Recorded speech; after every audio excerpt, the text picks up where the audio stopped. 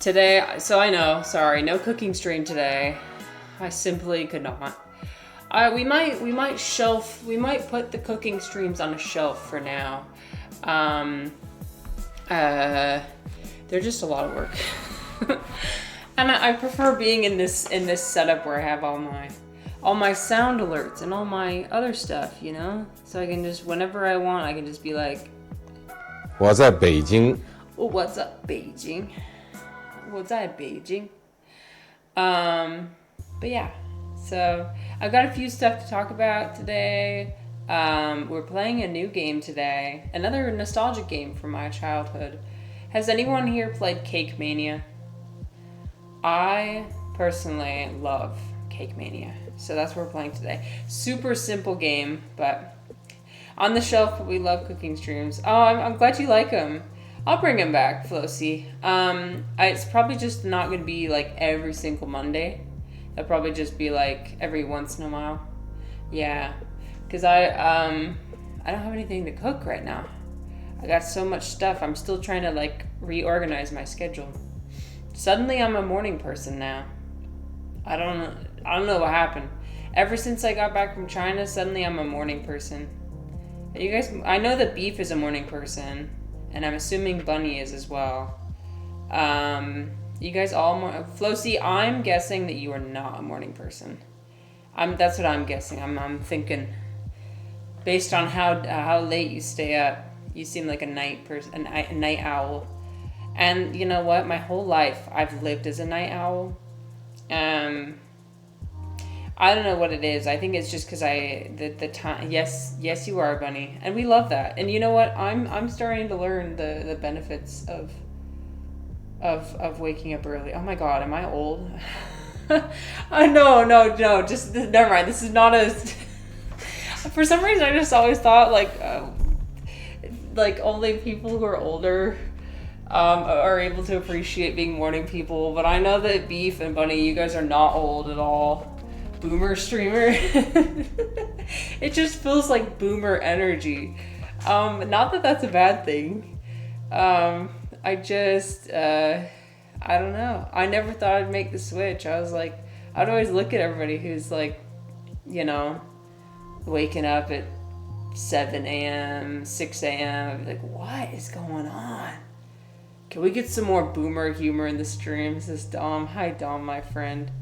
Dom is definitely a morning person. You guys, I think that's what it is. You guys all influenced me to change my ways, change my habits, and change for the better, honestly. 6 a.m. right now. Wow. Dom may be the I don't know, Beef. When did you say you usually wake up? Is it like 7:30 or was it like 5:30 or 7:30? But 4 mushrooms for energy, that's a lot. I know, dude, I don't know what it is. Oh, you slept in this morning? So 7? Dude, me when I wake up at 7 a.m. and I'm like, I'm such a morning person now. Beef's like, no, you're not even there yet.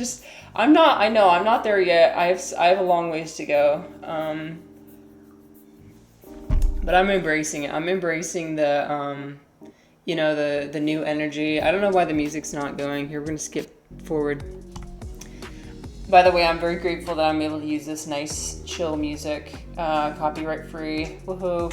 If any of you guys are streamers, dude, you should check this out. This channel has a bunch of copyright free music that honestly isn't that bad. So, but yeah. So we're playing Cake Mania. We've got some. Shall we look at a mushroom? I think it's mushroom time. Oh, actually, you know what? I know that Halloween has passed. So, the channel name is xmodmatt. Yeah. So, and so I've used this whole playlist, and I haven't gotten one mute or like one copyright strike. Flossy said, I'm a streamer, but having music on, hell nah. Okay, well if that's your vibe. I mean, I personally prefer having music in the background because it makes it feel more. But if you prefer like not having music, that's cool too. It's always a gamble when you're using music, knowing if it's safe or not. I always enjoy when I'm able to use Dom's music. Dom's music is awesome. Today we're not using Dom's music, unfortunately, but I will be utilizing it again later. I'm excited. Okay, so I know that Halloween is past, but if I were to wear a Halloween costume, let me show you my Halloween costume. This is my Halloween costume. This is everything I strive to be for Halloween. Sweaty little forest troll. Bunny says, I'm not a streamer, but I have a YouTube playlist when I play. Yeah. Music makes it better, in my opinion. But for small streamers, I feel like it makes you feel less like you're less like you're talking to yourself. But in this case, I'm very lucky that I am talking to many nice people. So I'm very grateful for that. Anyway, this is me. Literally. I'm even wearing like the tank top, and like I would be wearing shorts too. Like just crouching down in the forest, foraging for mushrooms.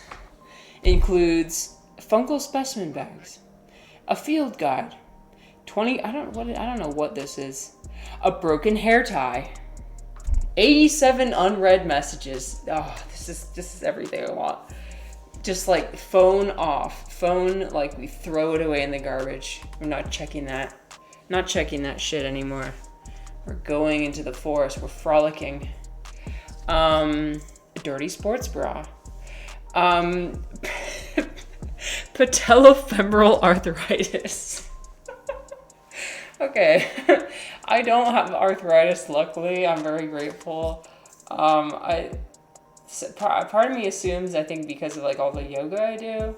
I don't know. Personally, I don't know what arthritis is caused by. But I try and incorporate a lot of movement every day, so hopefully that helps me avoid it. Who knows?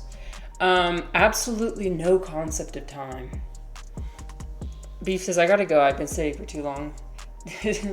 Take care. Yes, Beef, I love that you prioritize movement. Go move.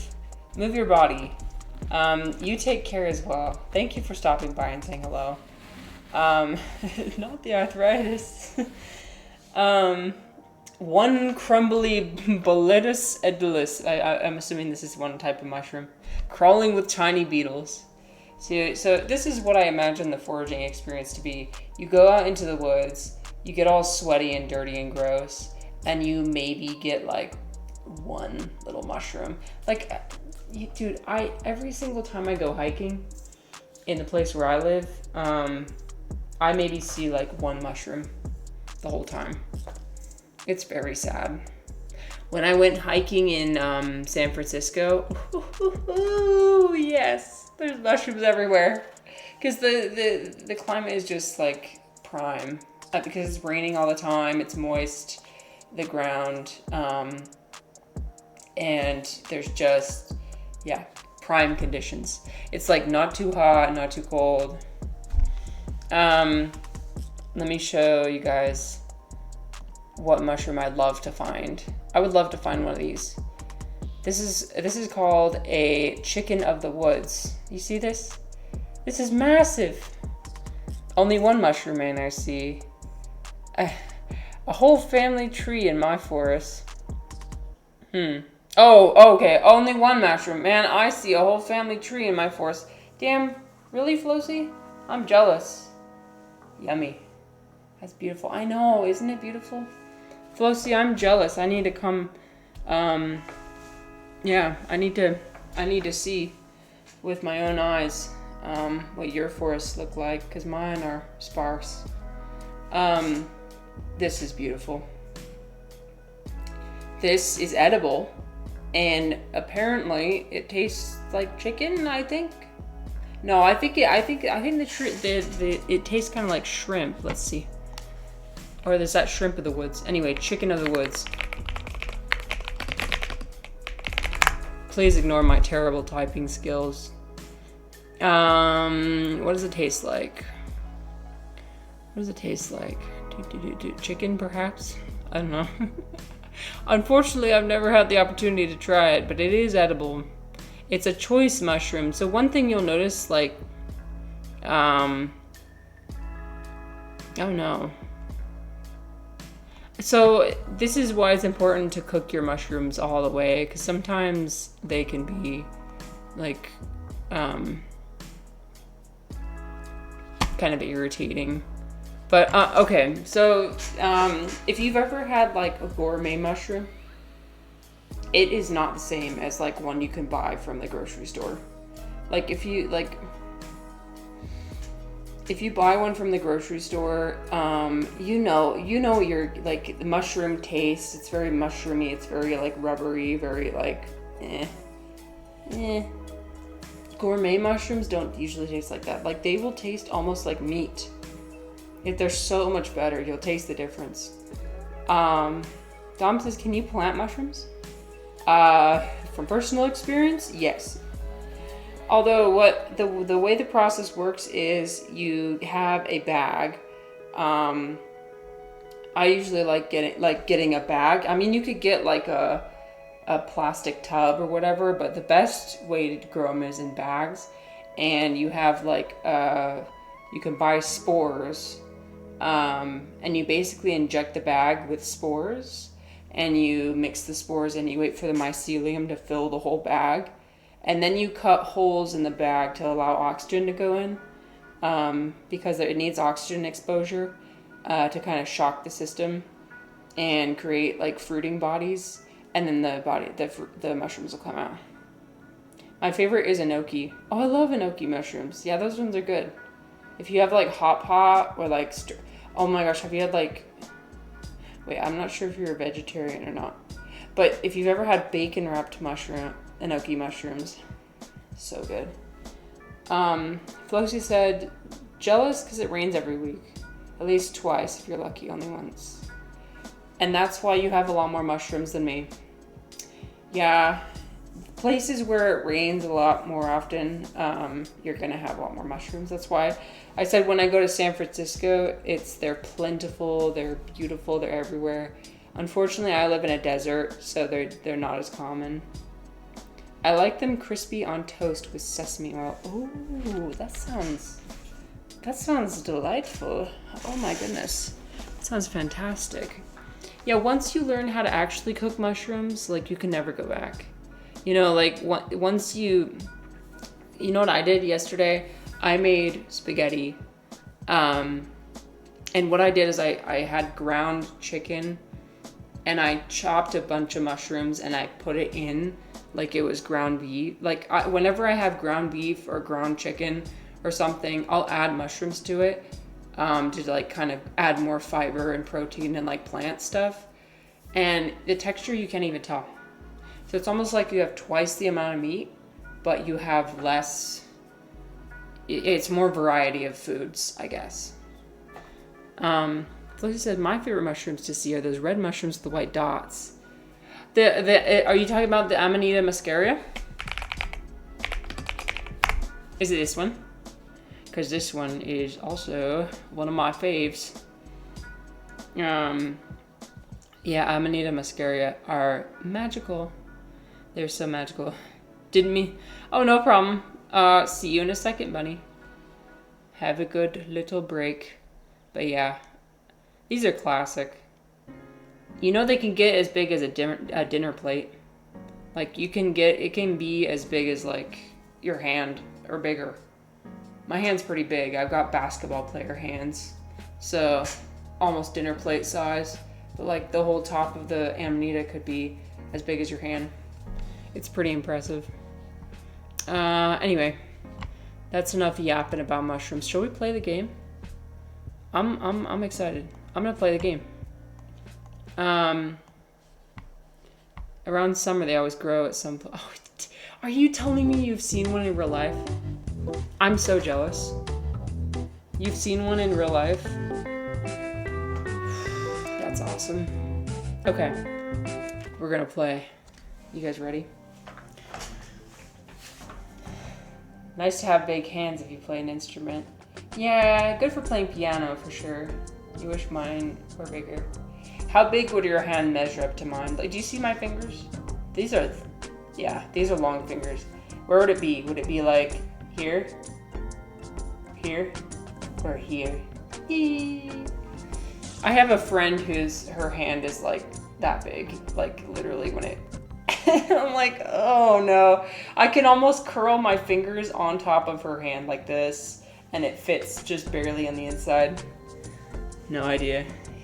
What do you mean? You can't tell based on the frame of reference? You can't tell based on this digital... How do you not know? Just kidding. Okay, my grandparents' kitchen always smelled of warm cakes. I was always underfoot in the kitchen and naturally absorbed their passion for pastries. With my extra help, the shop thrived. Grandpa even managed to save enough money to send me to culinary school. They would be so proud that I've graduated. Oh, frick. How could this happen? I thought business was great. It was, but Megamart bought out the property from our landlord. The town's expanding, Jill. No one's interested in old-fashioned shops like ours anymore. Nuts to that. With your recipes, Grandma, and your business-savvy Grandpa, I'll win you back your shop. Ooh, we're gonna get back our family bakery. Dom says, I'm holding my hand up to the screen. I think it's bigger than your whole body. Oh, shit. What do I do? Perhaps you're doing it wrong. Just like, Dom's sitting there like, wait, I'm just kidding. Okay. Woo. Again, I'm riding this as long as I have it. You guys ever get like months where you're just like in a good mood and you're like, I don't know where this is coming from, but I'm gonna ride it as long as it lasts. We had a lot. I feel like a couple months ago, I had a couple months where I was just like not in a good mood for months straight. And usually it happens for me in fall and winter time, like seasonal depression. But this time it's weird. It's like the reverse. I don't know. I know how to fix the bakery problems. Send a nuke to the corporation that bought it from the landlord.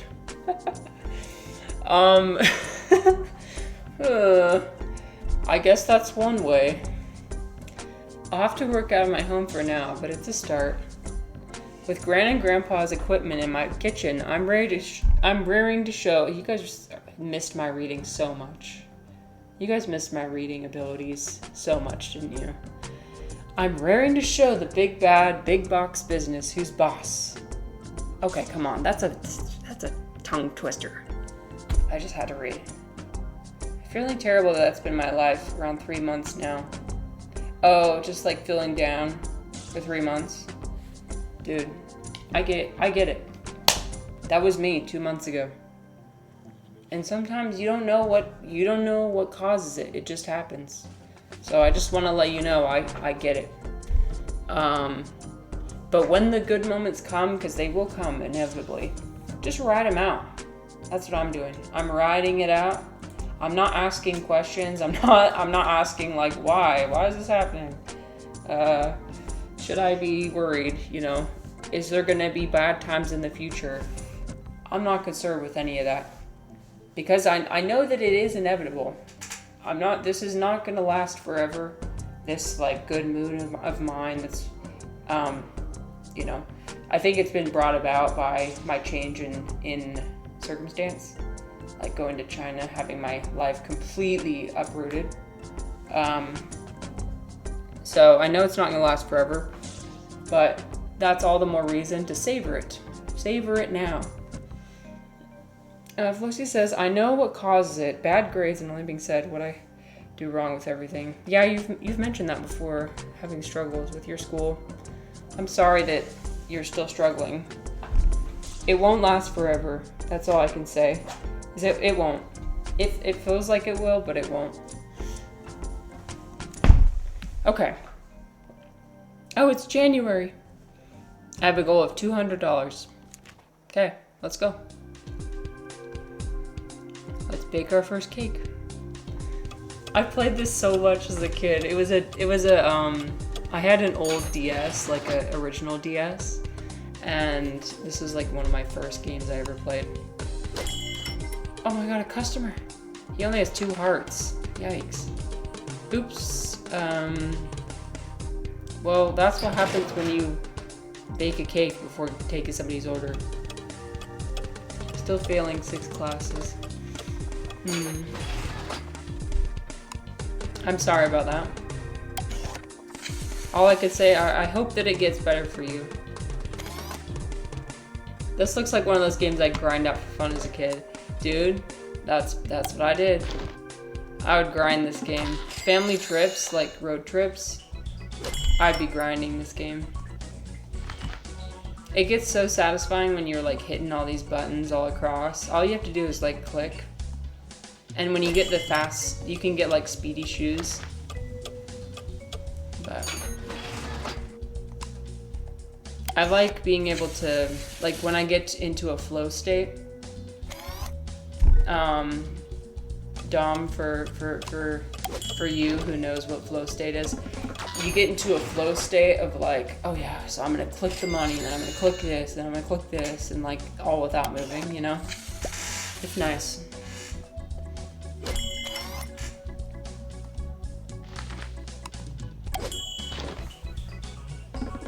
I'm still a kid, but like 6 years ago.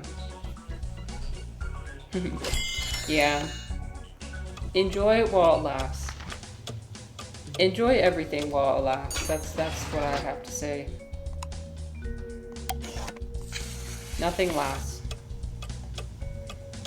Okay, here's a question I have for everybody. When's the last time you looked at a bug? Like really looked at a bug? Like studied it and watched it. I told you the other day I'm trying to develop more empathy for these box elder bugs that are clinging to the side of my house. And they're kind of nasty because they're like all over the house every fall. And they like get in the house, they're crawling everywhere. Thing is, they're harmless, they don't bite you or anything. And so I'm trying a lot to like be more open to these bugs. So yesterday I was watching one, and like it's cool when you look at it really closely and you study its little eyes and its little antenna, and you see the antenna move, and you can watch it when you look at, you know, how animals move, how bugs move. It's so fascinating. Because it's almost like something you can't predict. I think a mosquito looking at it to make sure it's really dead. Yeah, it's interesting. In the beginning of when I started streaming, there was this Reddit that I would go to all the time. It was r/fuckwasps, because I really fucking hated wasps. And then it'd be like people coming up with all sorts of like creative ways to kill wasps. And it's interesting to see how I've changed. I'm still terrified of wasps, but I think that my mindset has kind of shifted away from like wanting to kill bugs. Initially, I would just kill bugs. Like I'd kill a spider, I'd kill a little box elder bug, I just squish it. But now I've realized like I don't need to do that. Especially with the little box elder bugs when they're crawling around. If I reach out my finger to them, it'll crawl on top of my finger. Like I could see its little antenna filling my finger, and without hesitation it just crawls on there, and it's so cute. It just like I don't know if it thinks that my finger's a branch or if it knows that I'm another being and it wants to crawl on top of me and it trusts me. Because it's crazy, like how much power do I have over this little bug? I have so much power. I could instantly kill it if I wanted to. I'm almost like a god. I'm like a god to this bug. And yet it comes on and it trusts me and it gets on my finger. And I look at it really close and I can see its tiny little eyes and its little antenna. And it's like feeling its way around, and it feels really tickly when it it runs over my finger. It's just like its little feet, just like do, do, do, do, do, do. It's so cute. Now we're baby steps, right? Because if this was like a black widow spider, I wouldn't be thinking it's that cute. If it was like a wasp, I wouldn't be thinking it's that cute. But we're little by little. Because I used to think these bugs were disgusting and gross. But now I think they're kind of cute, actually. Dom says, I remember as a kid, one time I killed like 20 flies at once and got sad after. Yeah, it kind of makes me sad now to think about it. Yeah, I don't know. It's just like a little life. And it's just chilling, just trying to survive. It makes you wonder, like, how much understanding does it really have that we don't know about? Okay, I'm gonna buy a display case. That way I don't have to waste anything. This is like the best purchase you can make. So you've just been watching mass genocide on wasps for fun. Yeah, Flossy, I'm a little bit ashamed to admit it. Oh no! Ah! My session has ended. Okay. What? Oh, maybe it's because I bought the free trial. I bought the free trial of this. I mean, I got the free trial of this game, so we'll see how long it lasts.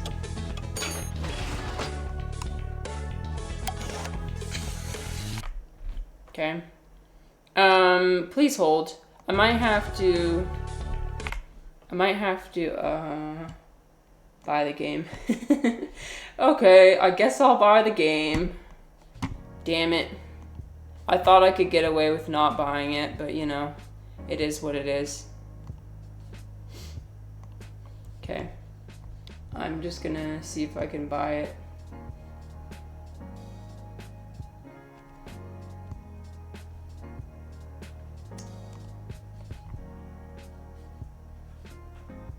We're buying it. It's $10. Oh, it's so expensive. It is what it is.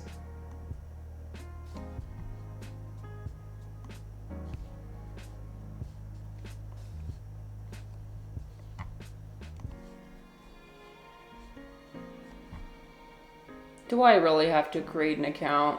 Oh my god. No, I do not want to create an account, please. Oh. I tried to do... No, I didn't try to do piracy. I did not. I never did that. I did the free trial of the game from Wild Tangent Games, which is actually a reputable source. This universe, and you are creating it at every moment. Hello, Galsy. Oh my gosh, thank you so much. We are currently buying a game, and I'm getting shamed for it. I'm getting shamed. The audacity. How are you doing, my friend? Thank you so much for,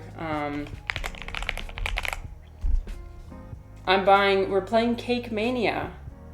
I got this free trial thinking, oh yeah, I can just play it for a couple hours. Nope. Turns out the free trial only lasted for like one round.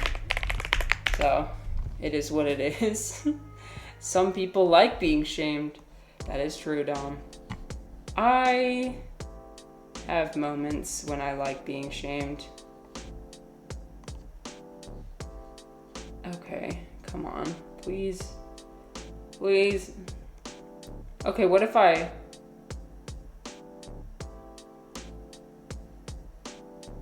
could rent it for $2.49. No, I'll buy it. Fuck it. I'm gonna not be a cheapskate, you guys. I'm a cheapskate. Whenever I like want to watch a movie, I usually just rent it. But I want to own things. I don't want to just rent them.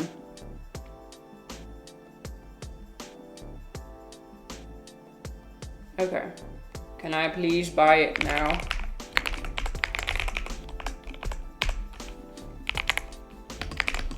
We're talking about, so Galti, I had something we were just barely discussing. Oh, not heard of it. If it's on Steam, it could refer to a bakery cake or bottom cake. There's a variety of options on Steam. There's something for everyone, you know? No, this is something I played on the Nintendo DS back in the day. So we're playing it now. We're talking about looking at bugs. And when was the last time you looked at a bug really closely and just like admired it? Because that's what I did this weekend, is I admired a little box elder bug. Because they're so cute. Oh my god, do I have to really go get my freaking card? Frick. Okay, I'll be right back, please hold.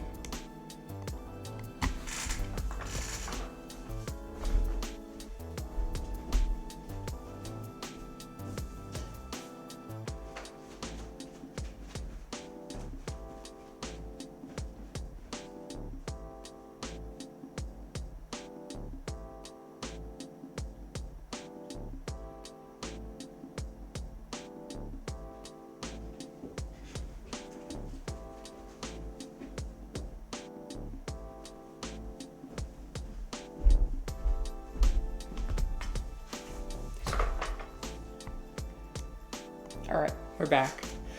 I'm gonna look at my card. I'm gonna show my card information directly on the camera. You guys ready? I'm gonna flash my card. Doxed. Yeah. Oh, if you're getting your card, pretty please show the front and the back. What are those 3 secret numbers? What are the 3 special numbers on the back of the card, pray tell?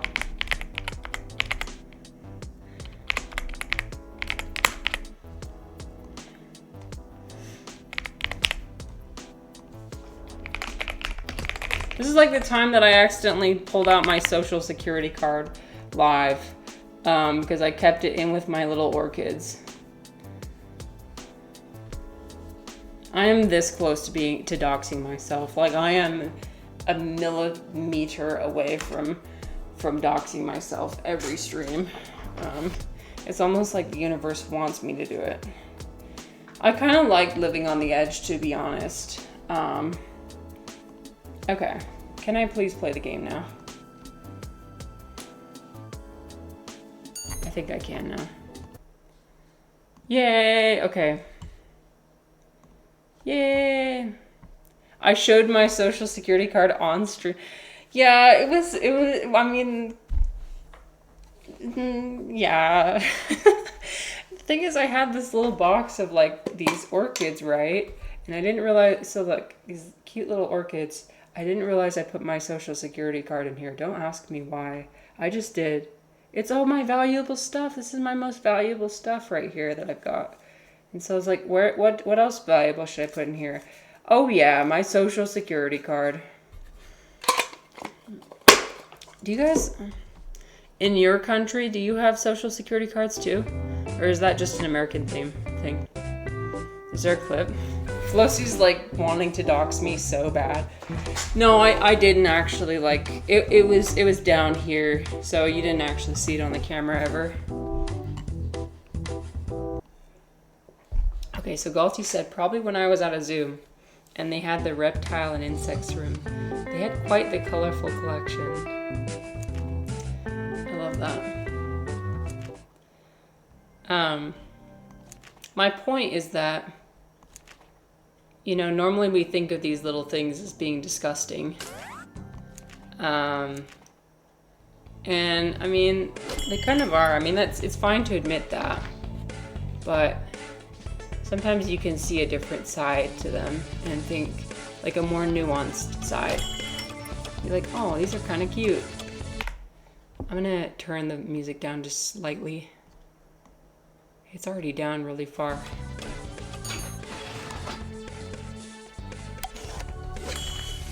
We have a national insurance card in the UK, which is kind of similar. Oh, okay. That makes sense. Just something to keep track. You know, the way they do it in China is really cool. They have something called the Shenfenzhen, which is like a social security card, but it's got a chip in it, like a microchip.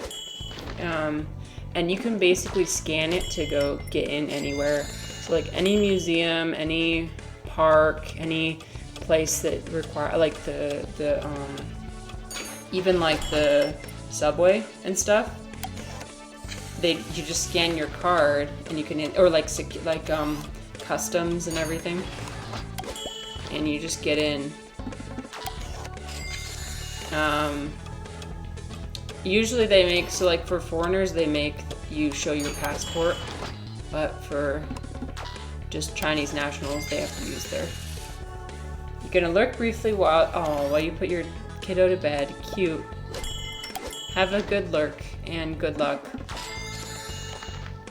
Good luck putting the child to bed. Flossy said, "Oh, it might just be American thing. You're not sure if you have it in your country." Yeah, it's every country's different. In China, it just seems very convenient. It's very like streamlined. I think there's almost like, I don't know if this is, it has like a payment system attached to it or not, but I know in like Hong Kong they have the octopus card, and you basically just can load it up with money and you can tap it everywhere. And you don't have to do any sort of like currency exchange, so when you're a foreigner it's like, it's so convenient. So you can just load it up with money and just use it wherever. But anyway, you sign into school with that too. Oh yeah, when you were in Hong Kong, you had signed into school with that too. Yeah, octopus cards, so convenient. I wish we had something like that here. But I'm going more along the lines of like, I guess like death and kind of fear, like letting fear motivate your life. I feel like for the longest time I've allowed fear to kind of run my life. And for right now, because I am kind of experiencing a high, I've always felt during like the high points in my life a kind of fear in the back of my mind, like, ooh, okay, this is not gonna last. Like something bad's gonna happen soon because this, you know, life is not supposed to be this way. And I feel like that just ruins it. Like, why do I have to ruin it for myself? You know? And nobody needs that. It's just like the second arrow that they always talk about in Buddhism. Like, why do we have to punish ourselves all the freaking time? Why can't we just like, I don't know, suffer the consequences of things, but also like enjoy the good moments without the need of like creating our own suffering? I'm done. Like, I am done. I'm not doing that right now. I'm saying, you know what? I'm riding this. I don't care. Like, tomorrow may bring unimaginable suffering. And that's something I've been worried about a lot recently. Like, I think I mentioned to you guys earlier that story about the man and his son that like died because of like they got swarmed by these Asian hornets, like these wasps in Laos. And it like, I've been thinking this whole weekend, it's been like, holy shit, I've been thinking about it for such a long time. Thinking about like the limits of human pain and like, what have I experienced? Have I experienced anything close to that? You're gonna be gone for a second. Gotta study geography. Well, have a good study session. Good luck, Flossy. Thank you for talking with me and hanging out. I always appreciate everybody who is willing to spend time with me. It really means a lot. And I'll take you for as long as I have you.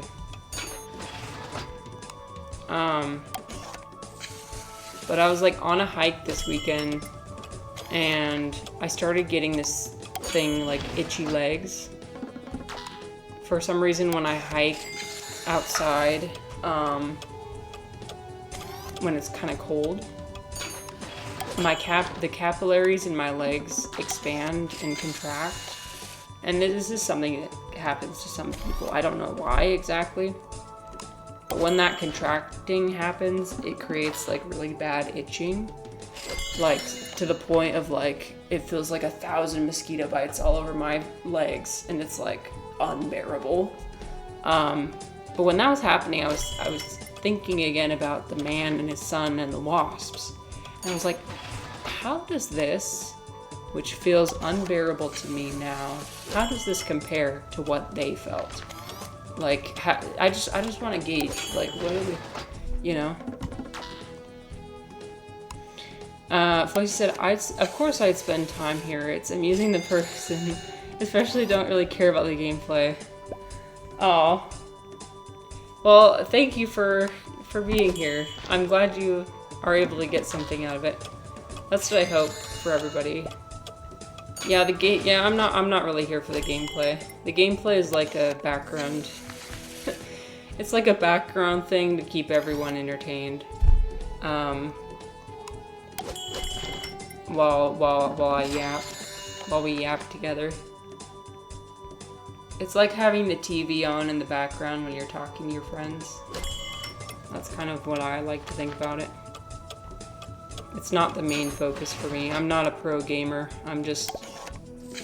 I don't know. Some streamers like to do that, and I appreciate that, and I like that. But I just know that that's not something I can do. I've always been a casual gamer. It's like some of the Subway Surfer videos. Yeah, kind of like that. Yep. Gotta keep your attention. This game especially is very Subway Surfer-esque. Very simple. Again, I like playing a mixture of all sorts of games.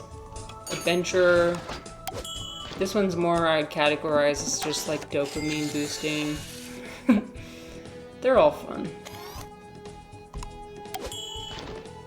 But anyway, so after feeling that really intense fear this weekend, I think it just like lit a fire under my ass of like, dude, why am I worrying so much about this? Like, I need to stop.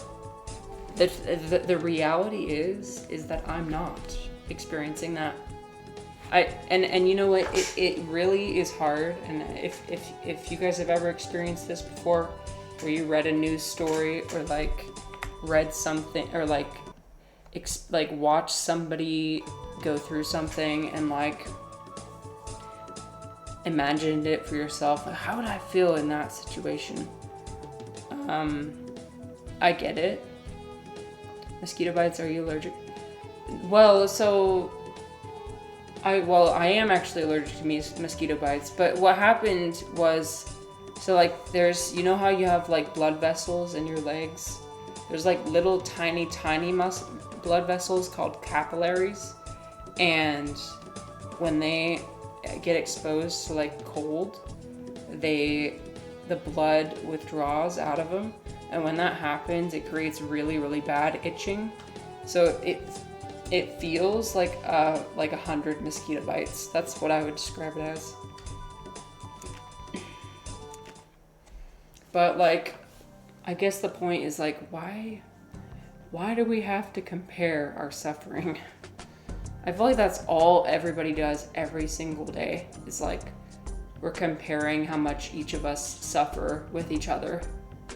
And then you're always thinking in your mind like, okay, so I haven't suffered enough yet, so I might suffer in the future, so I better prepare for that future suffering.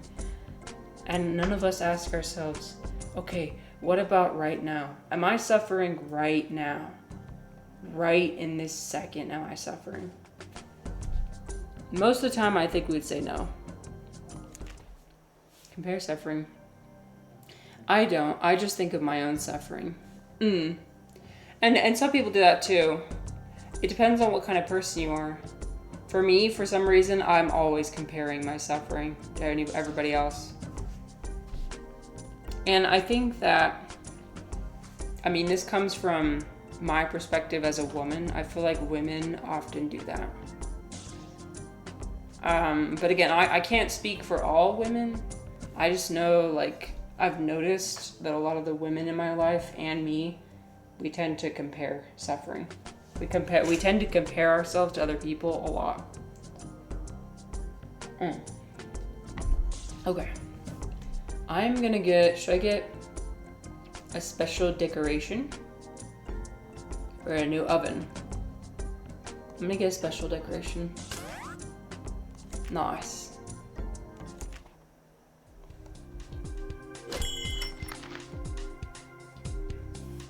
But it goes back to that same idea as if you go on Instagram, right? And you see people like, I've seen before one woman, she talks about how hard it is to raise a child, but she doesn't personally work.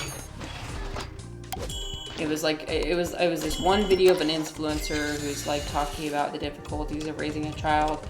And then I went to the comments and all the comments were about, you don't even know what it's like to suffer. I have to, I have a child and I also work and I also go to school full time and and it's like, dude, why do we have to compare each other?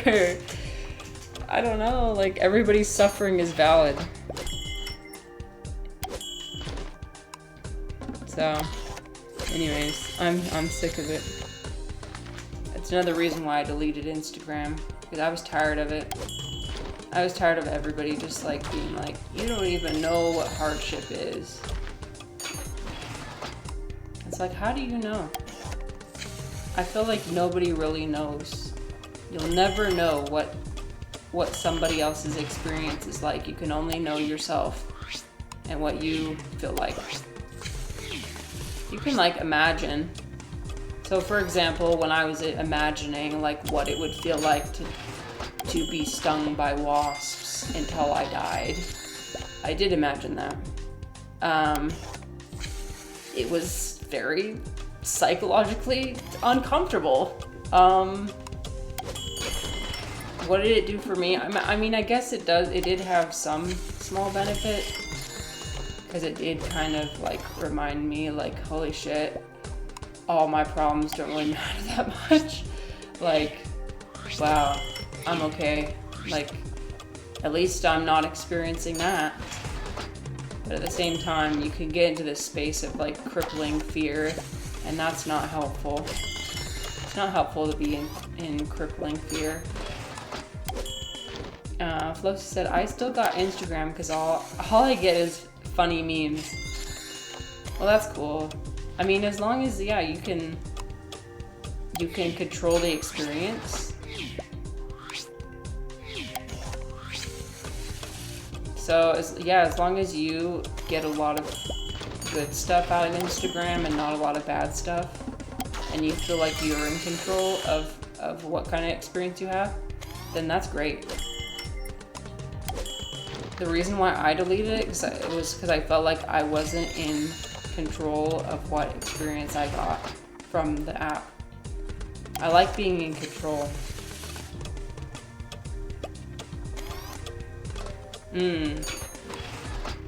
Yeah, yes, there's definitely a lot of that on Instagram, for sure.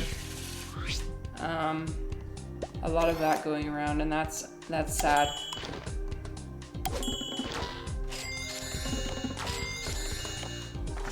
Woohoo! We did it. I probably don't need to save every time. Are you guys people who save every time? I kind of do. I'm like, did I make sure I save? I saved like 5 times. Okay. What do I have enough money for? I have enough money for 2 frosters. I don't need 2 frosters. A microwave. Ooh. I'm gonna get a cupcake microwave. Oh yeah, Flossy. Okay, you get it. I save at this end of my sesh, always. Smart. Yeah, that's smart. Okay, 1 second. 1 second. I have to clear something out of my throat.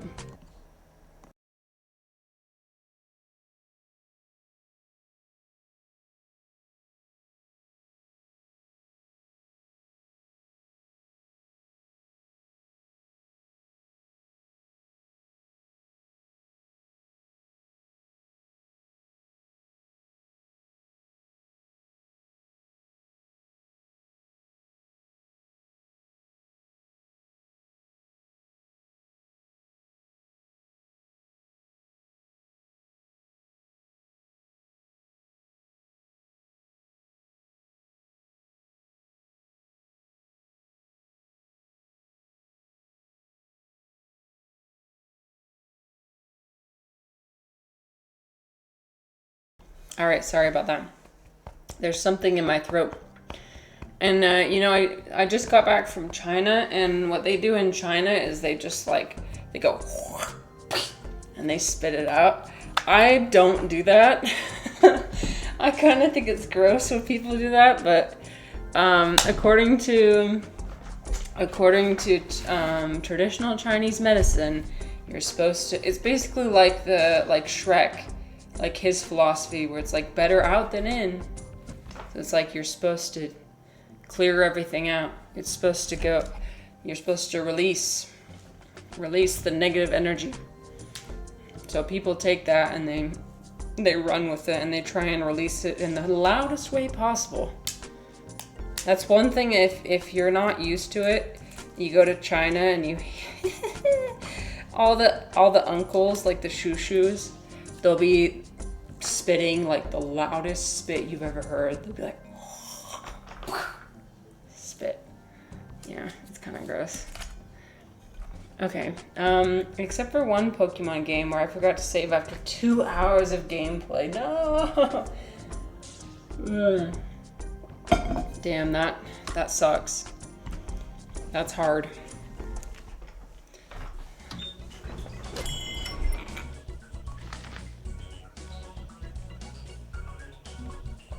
I don't know.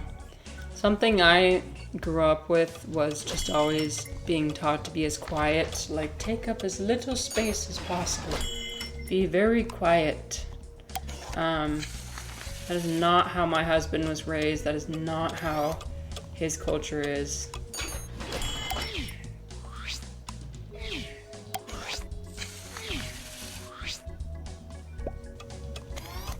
Oh my gosh, so many things are going on. Your spirit was broken. Oh dear. So what I can do is I can feed people cupcakes if they get upset. I'll just be like, here you go. It gives them an extra heart. I love the little sound effects too. It's very cute. Did you guys do anything fun this weekend? So that's what I did. I went for a hike, meditated on extreme pain. I don't know, that's just what I did. Weekend activities. Imagine the most extreme pain possible. I don't know. Sometimes I guess it is sometimes helpful. Just thinking about it, like, wow, I do kind of have it good. Because when you think about things like, oh my gosh, I could always have it worse, you know?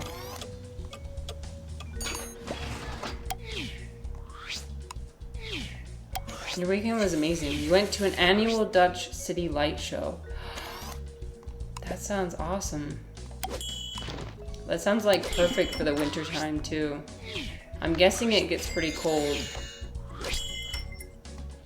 It's always fun to go to light shows in winter.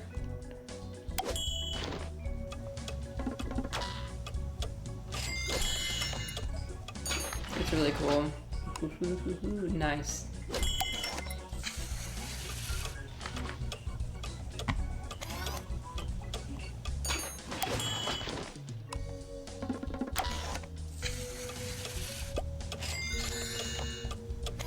Oh, do you like, so do you walk through it or do you like drive through it? If it's like a lot of kilometers.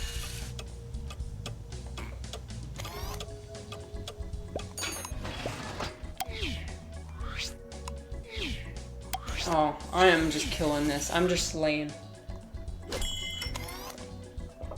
I am just slaying this. Just wait until we start doing 2-layer cakes, then it's over.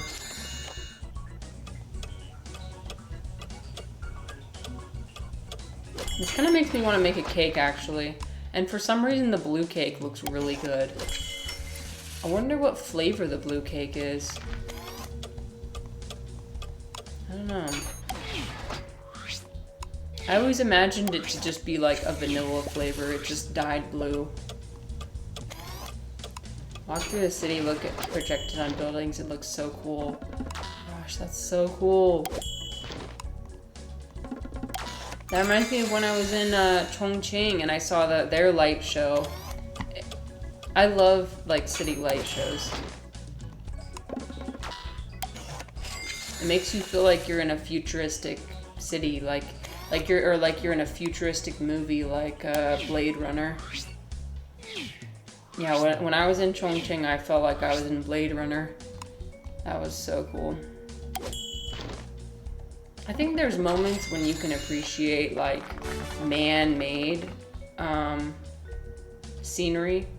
There's also moments when it's fun to appreciate nature too. Each one of them has like value. It's just different value. Okay, I'm gonna buy another oven. Can I buy it? Oh no, I cannot. Okay, I'm gonna buy another froster. You try to find it. Yeah. Or can you tell me what city it is? If you're okay. I mean, you don't have to. Because I don't think you can send a link in here. If you send it to me on Discord though, I can definitely.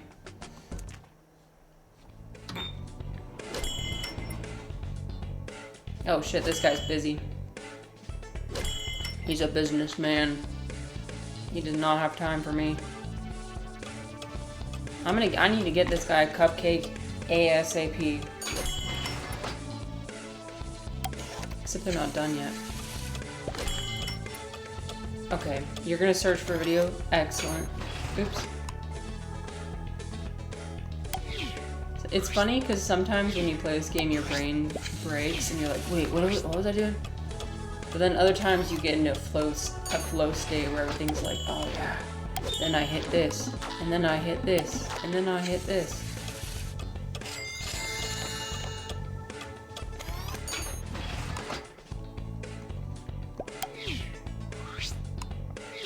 Yeah, but I had a original DS. It was a red color DS, and I remember when my dad got it for me for Christmas.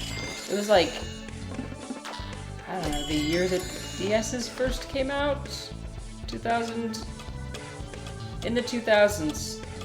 I want to say 2008, perhaps. Anyway, I was like so happy. I started crying. I wanted a DS so bad. I never had any thing to play video games on, but I always wanted to play video games. Because I didn't ever have a Game Boy or anything. The DS was my first little...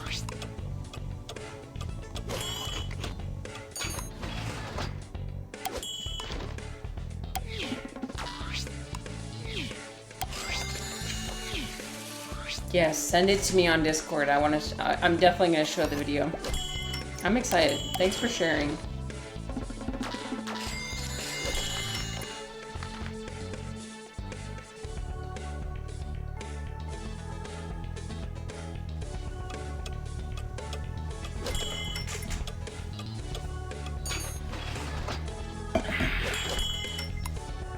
Anyways.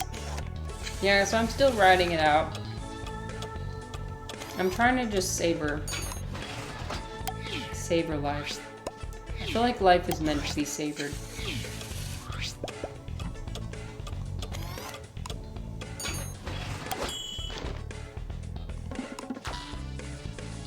Oh shit, I'm in a flow state right now. You have no idea. Oh my god. It's going. Okay. Cool. I'm pausing it right now. Let me see.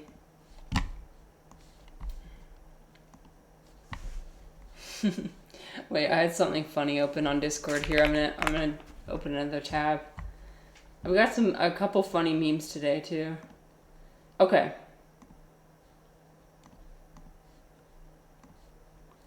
Oh my god. Whoa, dude, what? What is this? Okay, this is so much cooler than I thought I was even imagining. Wow. Here, I'm trying to make it fit on the screen.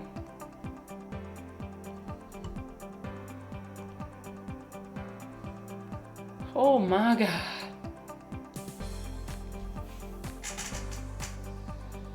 And the streets are full. Look at this. Do you guys see this? This is insane. And now that's a light show. That would be so fun to walk through. It's so intricate. That's not what I was imagining at all. It's like all the individual lights. So you saw that too. That's so cool in like a mall and stuff. So do they just have this like during Christmas time, like during the holidays? Do you guys celebrate Christmas?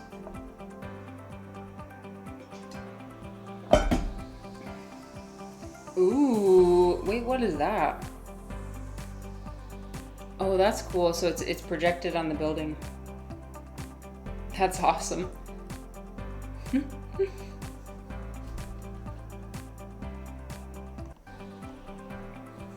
Ooh.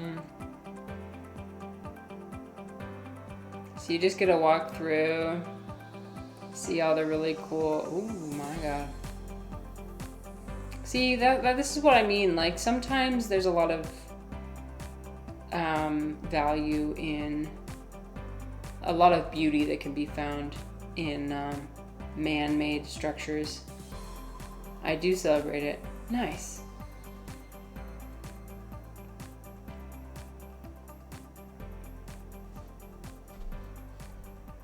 This would be so fun. So just like kilometers and kilometers of it. Oh my gosh, wait, look at this. What? Yeah, I would want to come through. Oh my gosh, there's like all these spotlights in the distance.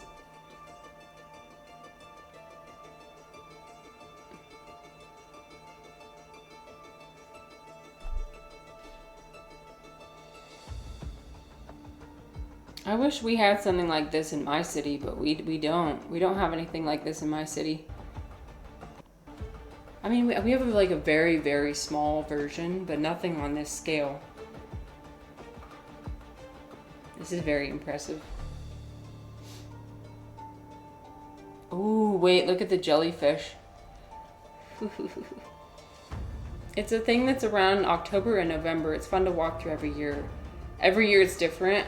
Oh, that sounds really fun. Thanks for sharing. That's so cool. The first glow. It's so magical. That is very magical. That's awesome. Okay. Back to making cakes. I think that's gonna be my next stream. Or my next cooking stream is gonna be making like a cake or like making a... I'm in the mood for treats. I'm in the mood to eat some sweet stuff. I know Brian Johnson always tells me not to eat any sweet stuff, but I can't resist. I have to.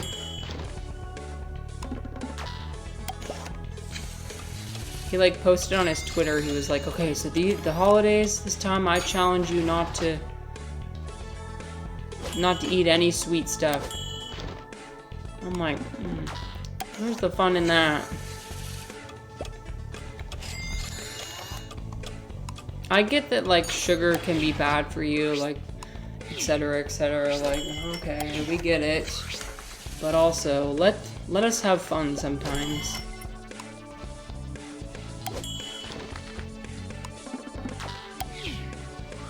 We can't eat salads every day. I certainly can't.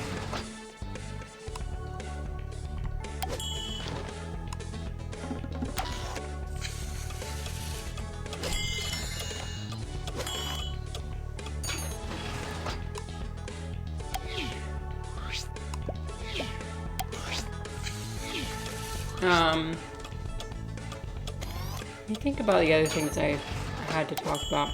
Oh, I remember the thing that I was wanting to talk about this the other day, but I forgot. I remembered. So something I've been doing a lot these past couple years is forcing myself to smile. I don't know, it's like the newest tick that I have. I don't know where it came from. I think it might be like along the lines of when that anatomy professor told me that you need to use the muscles in your face, otherwise they'll get saggy and like wrinkly. So what he likes to do in his car is to like contour his face like this. What I've been doing is I've been smiling. I think I read somewhere that if you smile, even if it's like a fake smile, it could still increase those feelings of happiness. So every once in a while I'll just have the urge to like, I'll just go smiling command. Why? Because it makes me feel good, I guess. Yeah. I'm not somebody who smiles. The problem with me is I don't smile very often. You probably get that from watching me. Like the amount of smiling I do on stream is like not at all what I'm like in most situations in real life. I smile a lot more on stream than I do in real life. And so I'm trying to like replicate it or like force myself to do it. Oops. I want to make sure it's even. I'm gonna buy this. No, I don't have enough money. Should I buy I feel like I should buy something.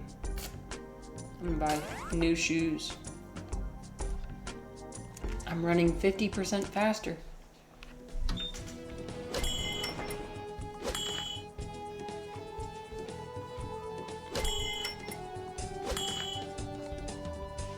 I do wonder if it's just me, or if someone says one word about a hyperfixation of mine, they get obliterated by me yapping all the time about it. I am the same way. If somebody mentions mushrooms to me, I will talk about mushrooms until the end of time. So I completely get it.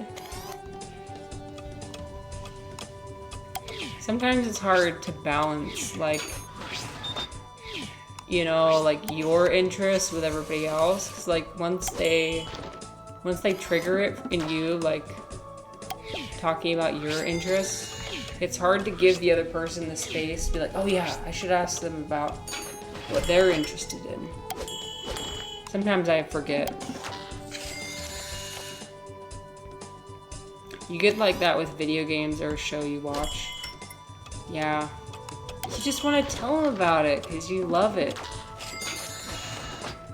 Something I feel like is,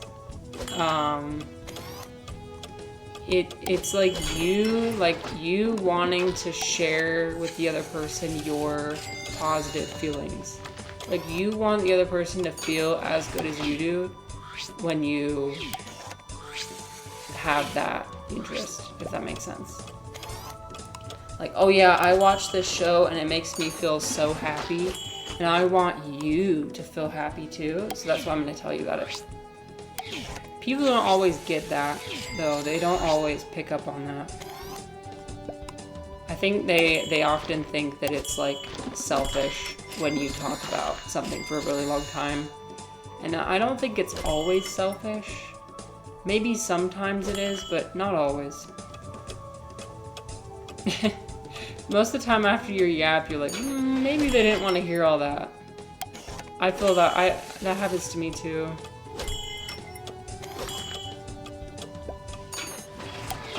I think it's an important balance because like people aren't always gonna understand what your intentions are.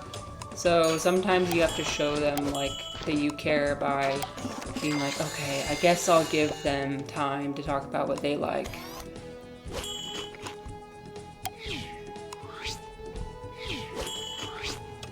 I think it especially shows a lot too when you have a pattern of like always talking about everything you love. If you suddenly are like start asking them questions, they'll be like, whoa, don't you always like talking all the time? Although sometimes it feels hard. For me, sometimes it feels hard too to like even ask people questions.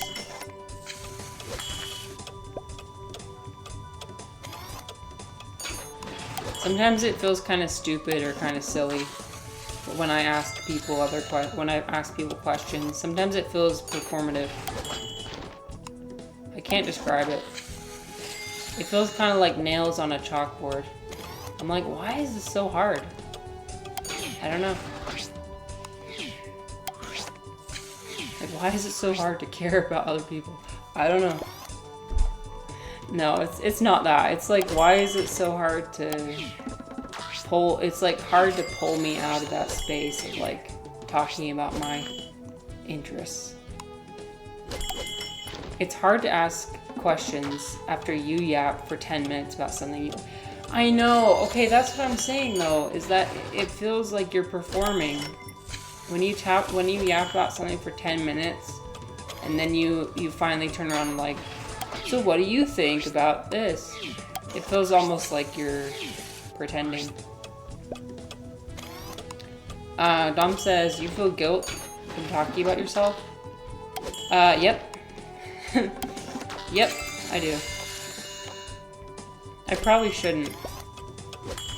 But I guess like I feel guilt about like not giving the other person enough space to be themselves.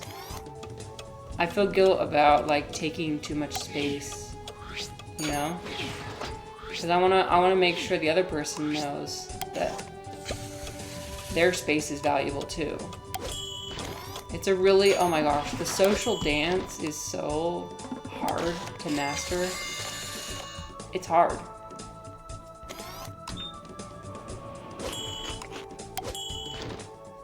Sometimes it feels like a job interview. And like I'm talking about like when you talk with people you don't know very well.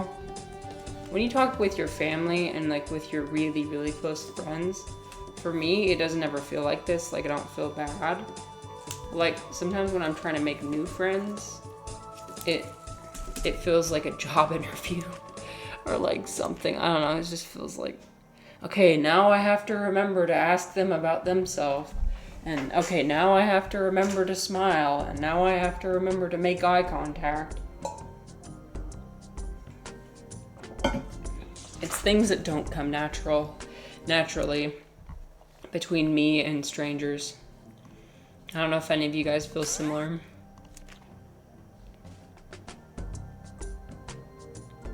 Tom says, I normally only realize afterwards that I didn't ask about the other person. Yeah.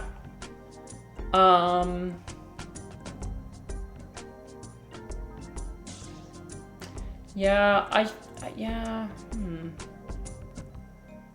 Sometimes it happens afterwards for me too, but I think these days it's happening more where I'm trying to like remind myself like while I'm in the conversation, like, okay, now you need to ask them.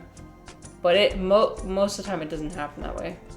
I would say most of the time, like, it does happen like that for me, where I realize afterwards, like, oh wait, I forgot to ask them about I forgot to ask them about this or that.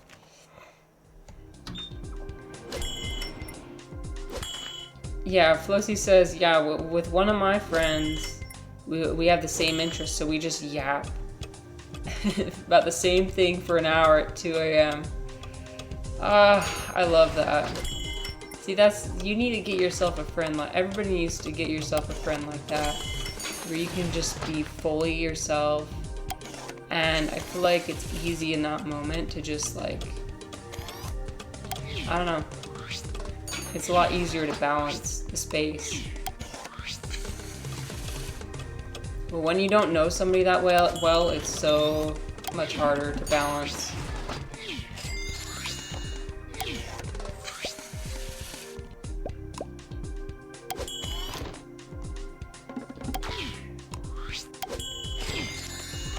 Hi, Bunny.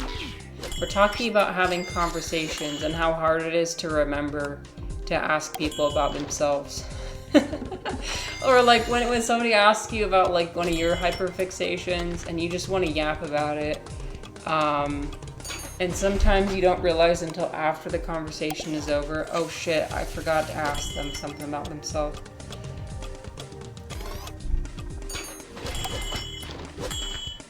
Or just like, and this is with strangers. This isn't with people you know. With people you know really well, like, it's really nice when you have a close friend or family where you can just yap. And you don't have to worry about any of that. Because it just happens. It just happens naturally. And that's the best kind of situation to be in. But when you're just starting out in a relationship, it's hard. It's hard to make friends. It's hard to make relationships. And it does feel like very performative at first.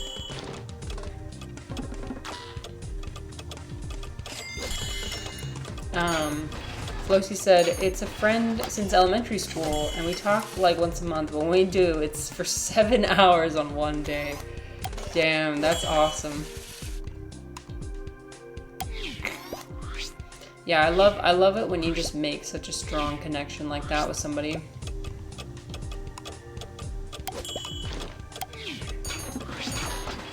These days, I feel like as you get older, you start prioritizing that more and more, and like craving it more and more. That's what I've been craving that so much. I'm like, I want every relationship to be like that.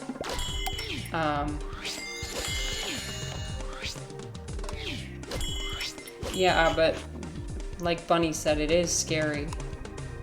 You don't always know when you meet somebody if your relationship's gonna be like that. And sometimes it takes like a long time to work on a relationship to get to the point where you can feel that comfortable with somebody.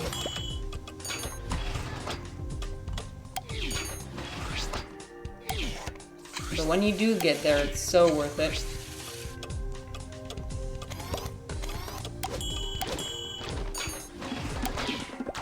Okay, I can't wait until I can start making 2-layer cakes. I'm tired of these 1-layer. I think soon. When I move to the next area, I think it's gonna let me make 2 layers.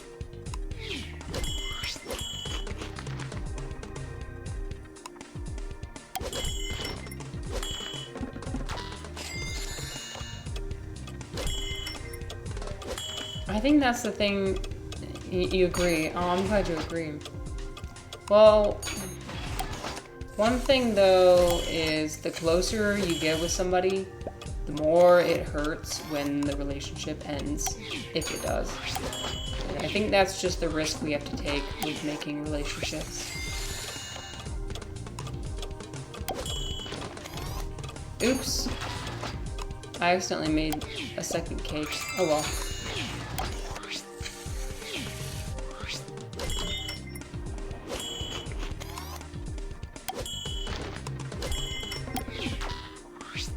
I guess you just have to ask yourself, like,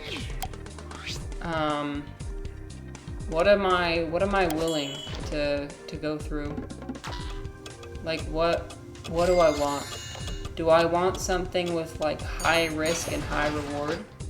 Or do I want something like low risk, low reward? Like, do you want your life to be full of superficial relationships, but when you lose them, it doesn't really matter that much, and there's not as much of a heartbreak? Or do you want, oh dang it, I lost my cake.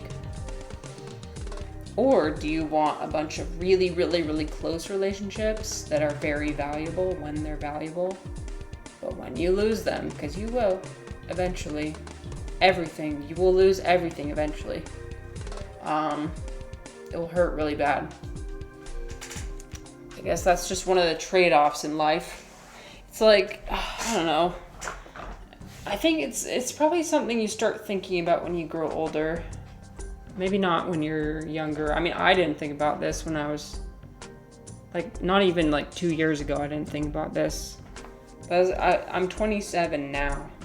And so I'm starting to think more as I get older about like how it is inevitable that I'm going to lose. Everybody's gonna die eventually. Like my pet, my family, my friends. Sorry if if this is a topic you don't want to talk about, feel free to leave. We won't talk into too much detail about it, but I totally get it if you're not in a space to talk about that.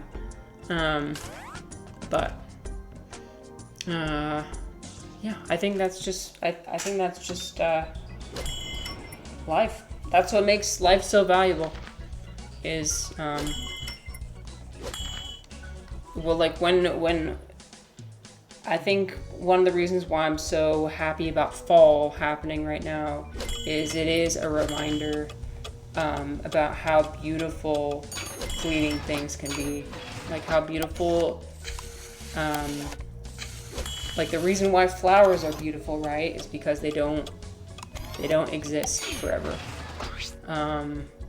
The reason why the leaves are so beautiful is because they represent the impermanence.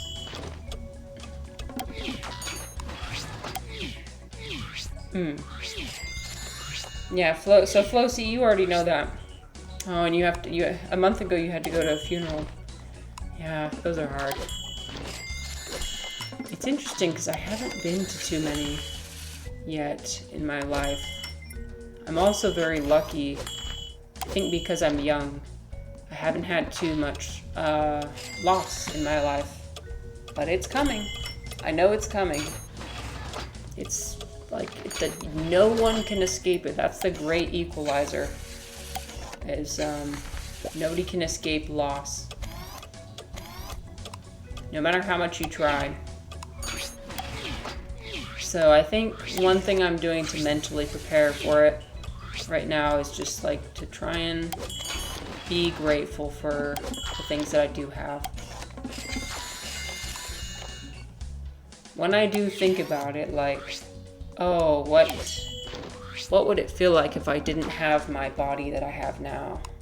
What would it feel like if I didn't have my cat or my husband or my nice things? What would that feel like? And if I think that and I ponder it and I'm like, oh yeah, that would suck. Like that makes me feel really sad. But then it also like helps you be more grateful for, well, I still have it now. I still have it now, and I'll have it for as long as I have it. I don't know when I'm gonna lose it, but might as well savor it for as long as it's here. That's especially why I think people like going outside in the spring and watching the cherry blossoms, especially in Japan. Oh my god, they're so beautiful there. Or like in the fall, like going to see the fall leaves. Like it is special because it's not around forever. Oh, yeah, he died too. So the person at the funeral died at 59 of cancer. Yep. Death judges no one. Yep, exactly. Yep, it is hard to think about that. It truly can happen to anyone at any time. And I think it's important to remember that. Oh, no. Ah! Dang it, I just put the freaking purple frosting on the wrong one. No. I ruined my cake. It's okay, it's a happy accident. That's what, wait for it. I know his name. Wait for it. That's what,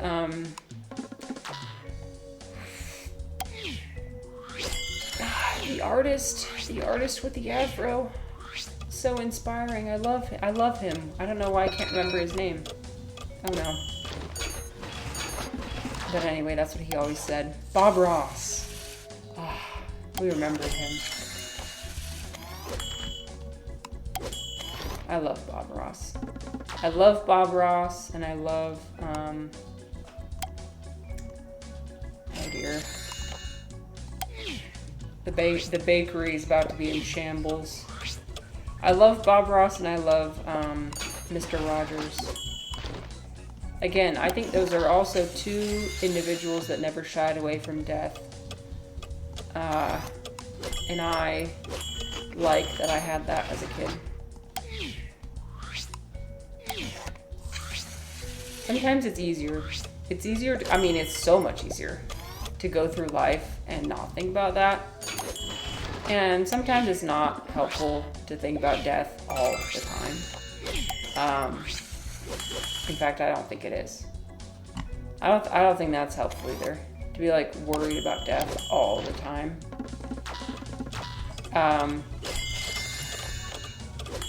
Unless you're like a goth. But they're not worried. That's the thing. If you're a goth, I kind of love and admire goths, right? Because when you think about them, like, and their actual philosophy, like, what are they? They're like, it's like a profound appreciation of death. And, you know, they have imagery in their houses. I'm talking about like hardcore goths. Like, they got skeletons everywhere. They you know, they listen to music that's about death. They literally dress themselves in makeup, like the white makeup and the, you know, the hair that's all matted, and, you know, it's almost like you're a corpse, you know? And it's kind of beautiful when you think about it. Like, they are choosing to embrace death fully. And I think that they, out of a lot of people, are probably like one of the most prepared you can be for death. I mean, not that it's not going to take them unprepared. I mean, everybody's usually pretty unprepared in the moment, but I would say it's a pretty healthy way of preparing for something inevitable, and also like it's almost like you're taking back control in a way. Being like, actually, this thing I'm supposed to be afraid of, actually, I love it. And I'm going to become death. Like, I'll become death itself. Let me show you my favorite goth.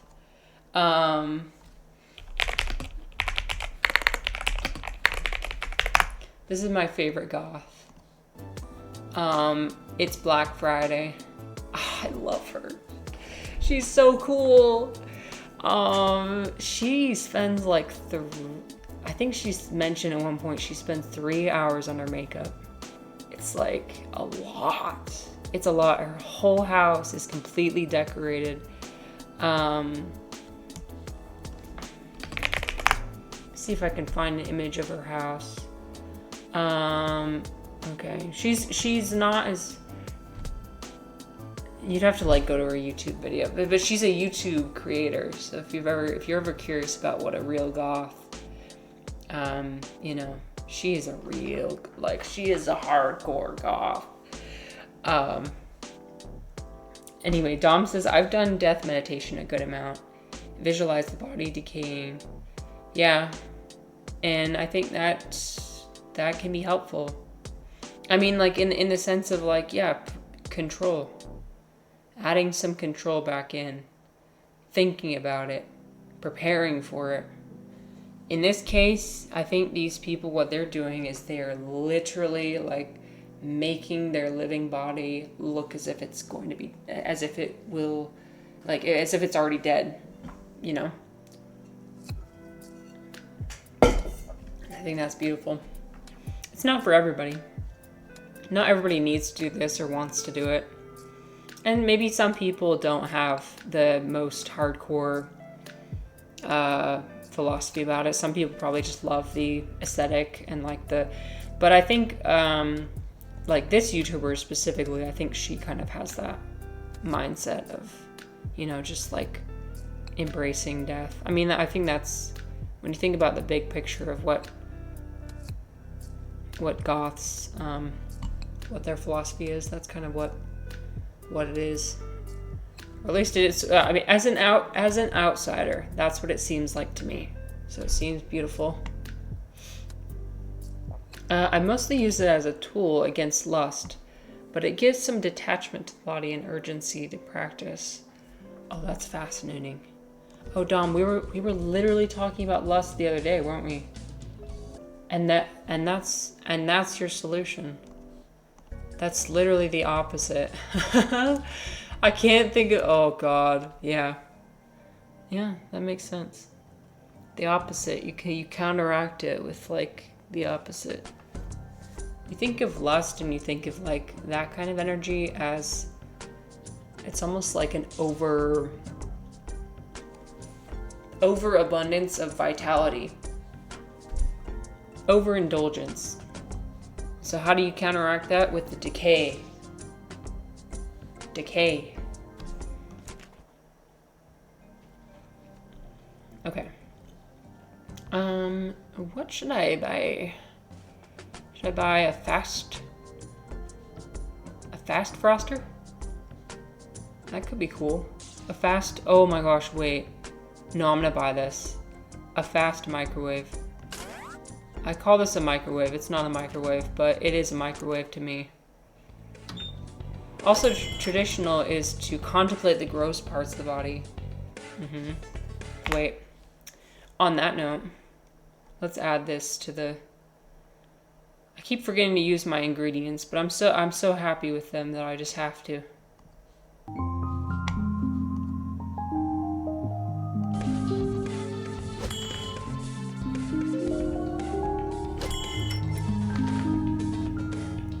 Yes, I think that's important.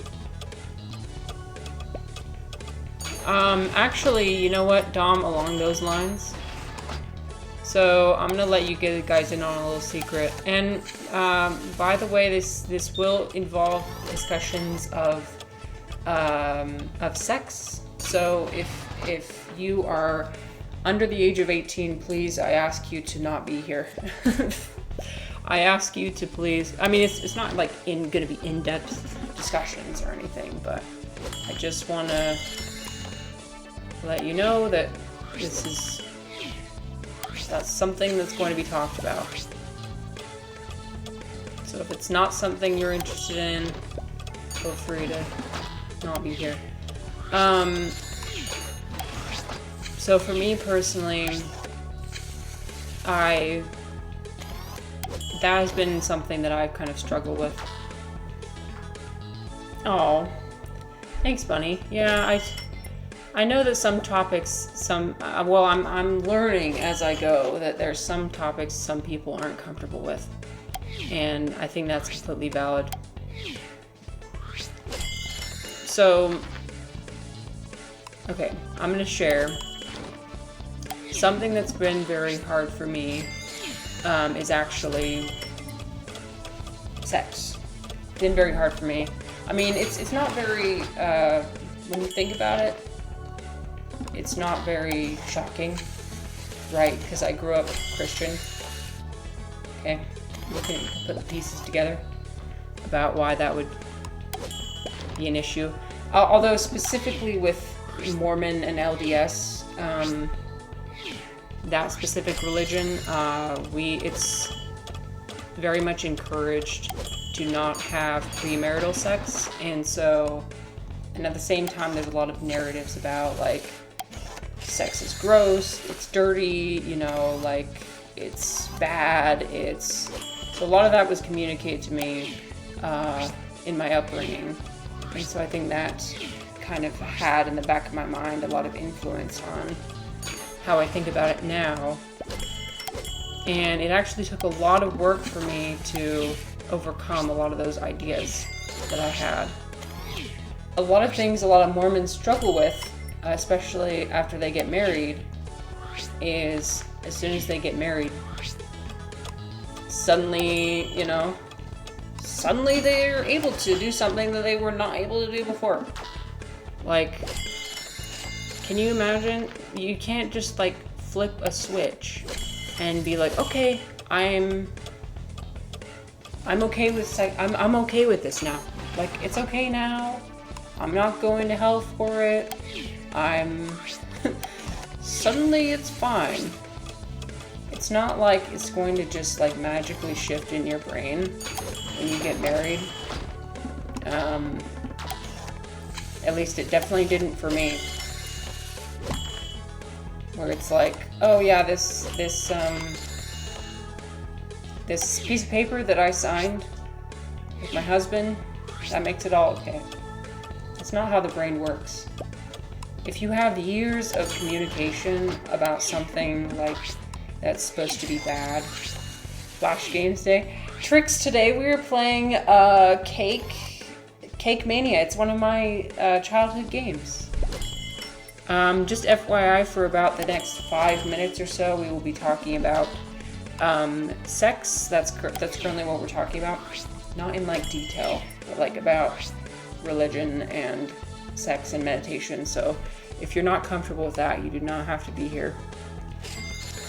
In, like, 10 minutes, I'll be done.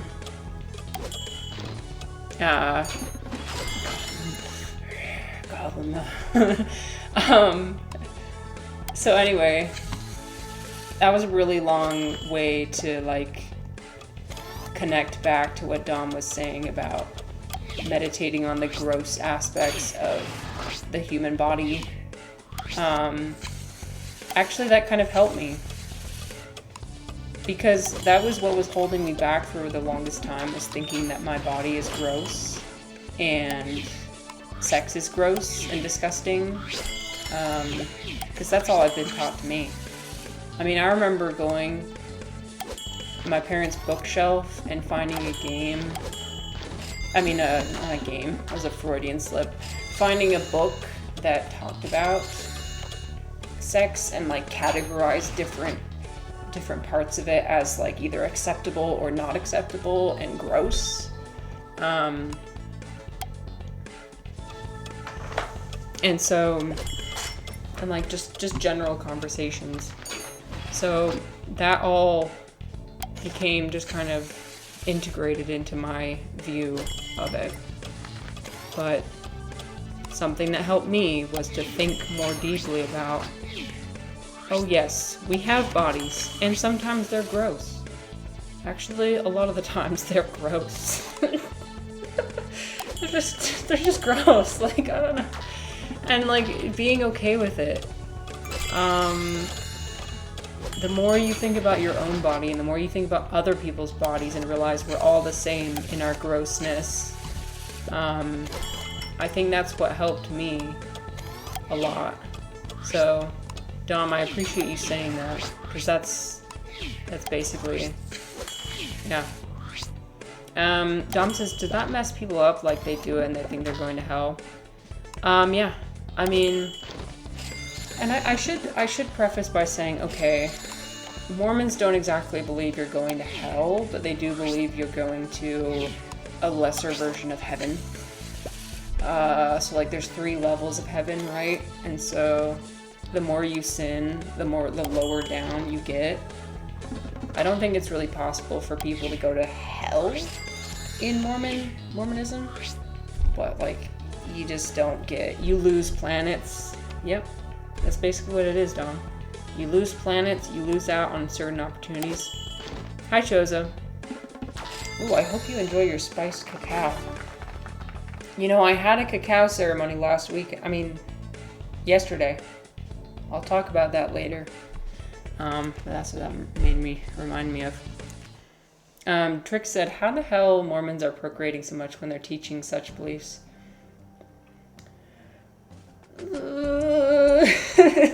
So I'll let you in on a little secret, Tricks. The men have no problem. This narrative and communication is mostly, I'm talking about to women. With men, it's mostly communication around, like, yeah. With men, it's mostly communication about, like, pornography and masturbation and how those things are terrible. And that's equally bad, I think, and can be traumatizing in some ways, because it does teach men that it's not okay to do, you know, but that's different. I don't know personally as a woman what that experience is like. Flossy, I was gone for a bit. Flossy, I would recommend that you step out for this conversation. I think, yeah, so we're currently having conversations around adult topics, so, but if you come back in 10 minutes, then we will not have those conversations anymore. But yeah, so. Oh my god, yay, we get to make 2-tier cakes. So, yeah, anyway, I just had to share, because I like,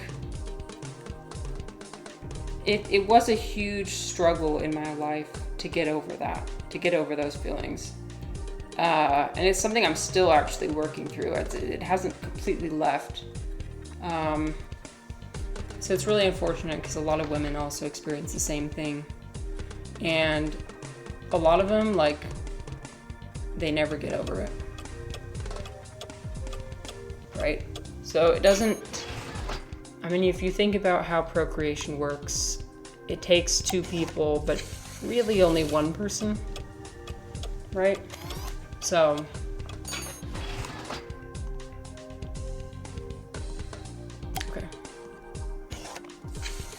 okay. Yeah, see you in 10 minutes, Flossy.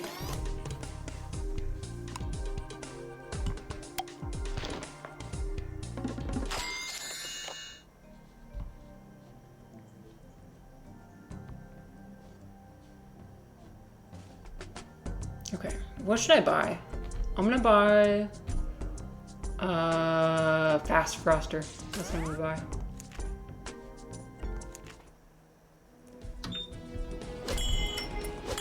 So yeah, that's I think that's one of the biggest criticisms I have of specifically the Mormon Church, is that, because I've heard from a lot of women that they struggle a lot with that specific topic.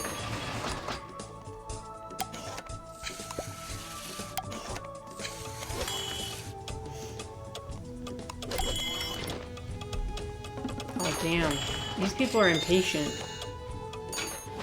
Okay, we're gonna do this.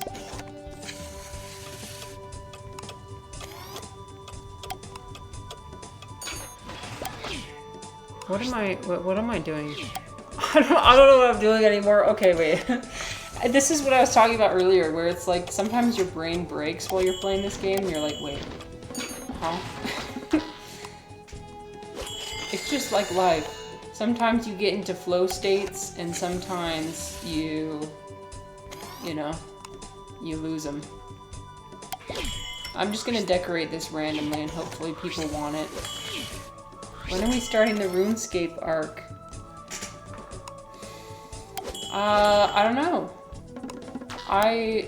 Remind me what kind of game RuneScape is? But if it seems like a game that's up my alley, then for sure. I'd love to play it.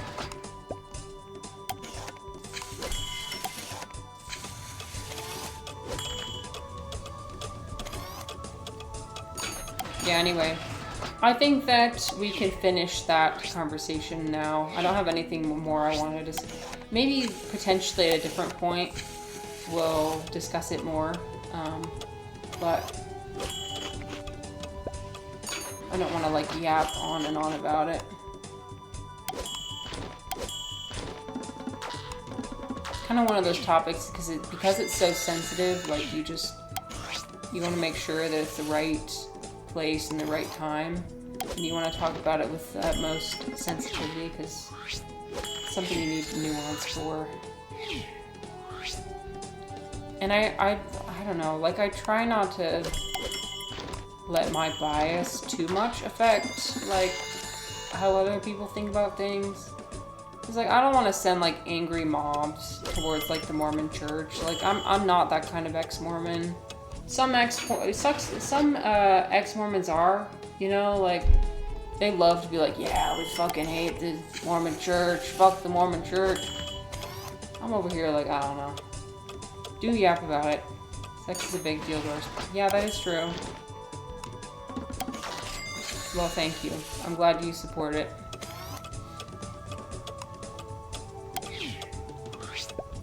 Well, I definitely think that it's important that everybody enjoys the experience and not just one party. But unfortunately, that's how a lot of the culture is, especially Mormon culture.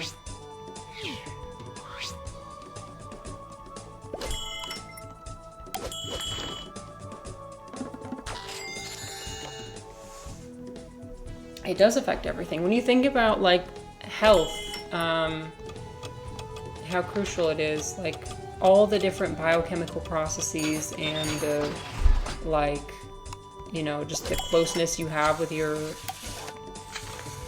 partner, like, yeah, you miss out on a lot when you don't have that.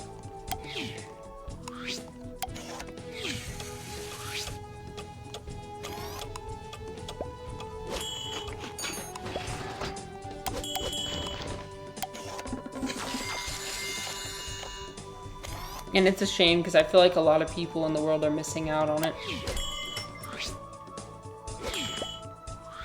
But,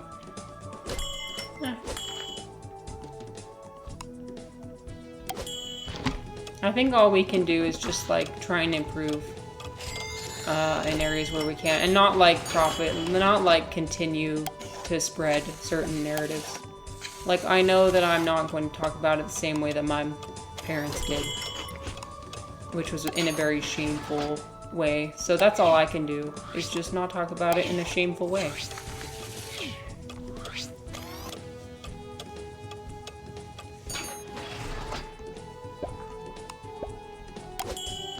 Yeah, Trix, that's gonna be a problem too. Because there's something that would be missing. I mean, as far as AI goes with everything, right? There's just that element of the human soul that is missing that it cannot provide. Like, there's no neurotransmitters being shared. There's no, like, oxytocin being shared. There's no, like, you know, you're losing a huge method of communication, which I don't think AI is ever going to be able to replicate. And in fact, I hope it never can. I think human bodies are far too sophisticated for them to be ever replicated.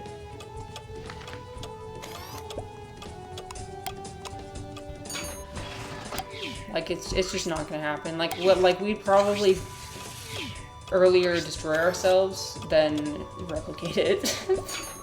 Sorry that that's like a dark thought, but like that's my opinion. It's the reason we exist. Our bodies, yes, exactly. And it's also just what makes life so special. Because they're not perfect, but that's what makes them perfect. I don't know how to describe it. Like you know what I'm saying? Like, there's just something that was lost when you have this perfect body. Like the disgusting aspects make the beautiful aspects so much better.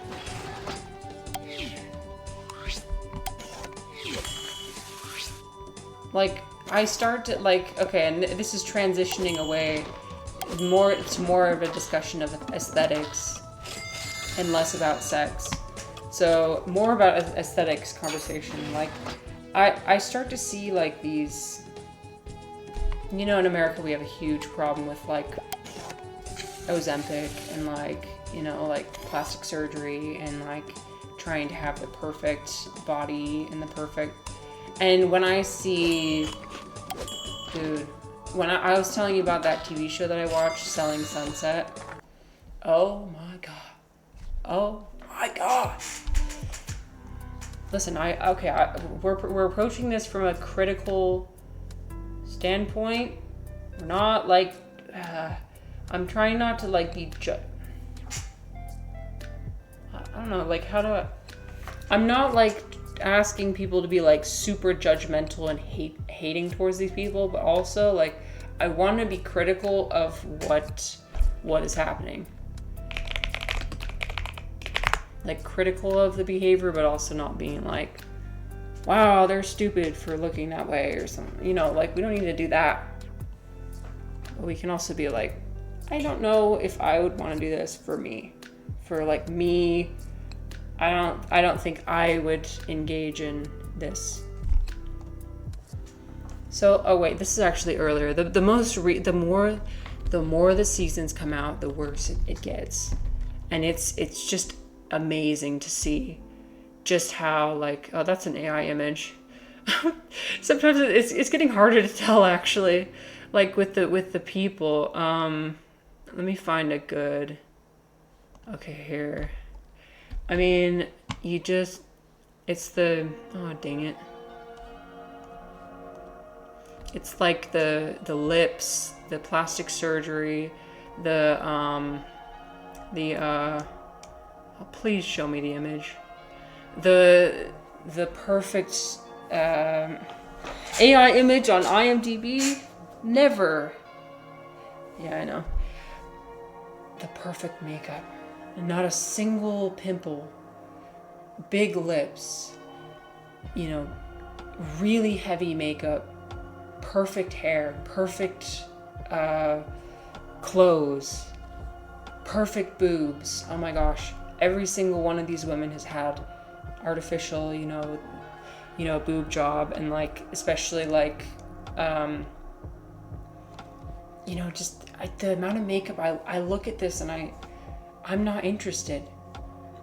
I think at a point in the past, maybe when I was a teenager, I did look at this and think, wow, I want to look like that. But right now, I look at this and I'm like, no, I don't want to look like this.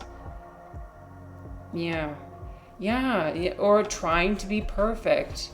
It's like trying to be AI. This is the human's pursuit of perfection. I think that's one of the things AI kind of represents, and it's almost like the representation of what we lose, right? Like, what do you lose? And the thing is, perfection is not possible. We try as human with our bodies to modify them as much as we can. What's going to happen?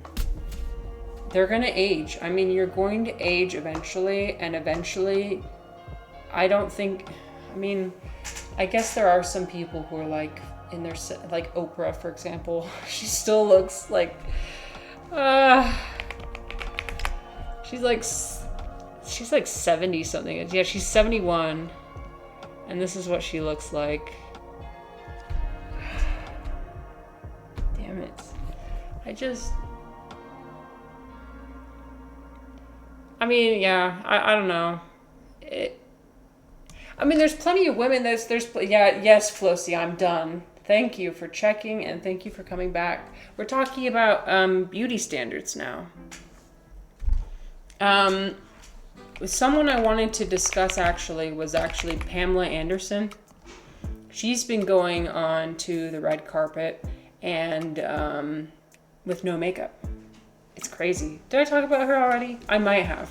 I love yapping about her. But yeah, she goes on the red carpet with no makeup on, and she gets like a ton of hate for it. It's like, really?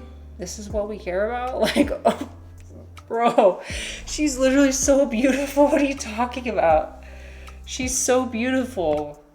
I mean, obviously she's been doing some plastic surgery, so that does make her, you know, but she's not wearing any makeup. Flossy, what we're talking about is like we're being critical of some of the more unrealistic beauty standards, especially in like celebrity culture and especially in like America, for example. Erin Moriarty comes to mind. Ooh.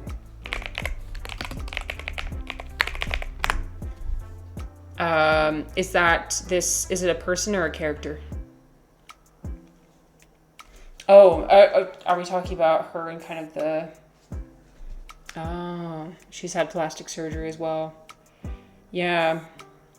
Person, yeah. And you know how everybody's getting the veneers and they're like filing their teeth? They're filing their teeth down and putting the cap on and all the problems associated with that. I mean, I've seen plenty of YouTube videos which are kind of...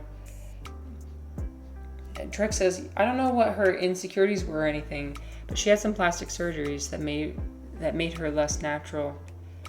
Yeah, I mean, like, that's kind of what I have a problem with is like, I look at this and it's not very pleasing for me to look at. I don't want perfection.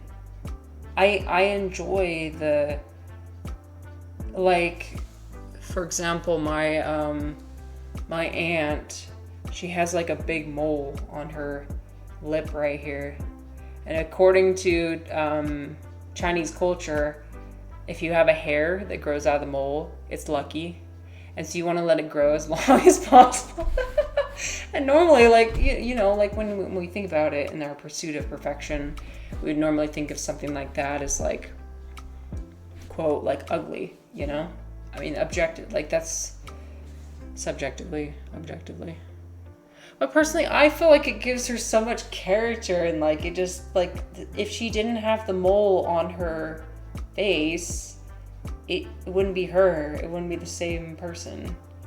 And I love seeing it. I love like hearing the story about, you know, the longer the hair, the lucky you are. And like I love, oh my gosh, I love that one actress that has like kind of crooked, she has like kind of crooked teeth in, I can't remember her name. Let me see.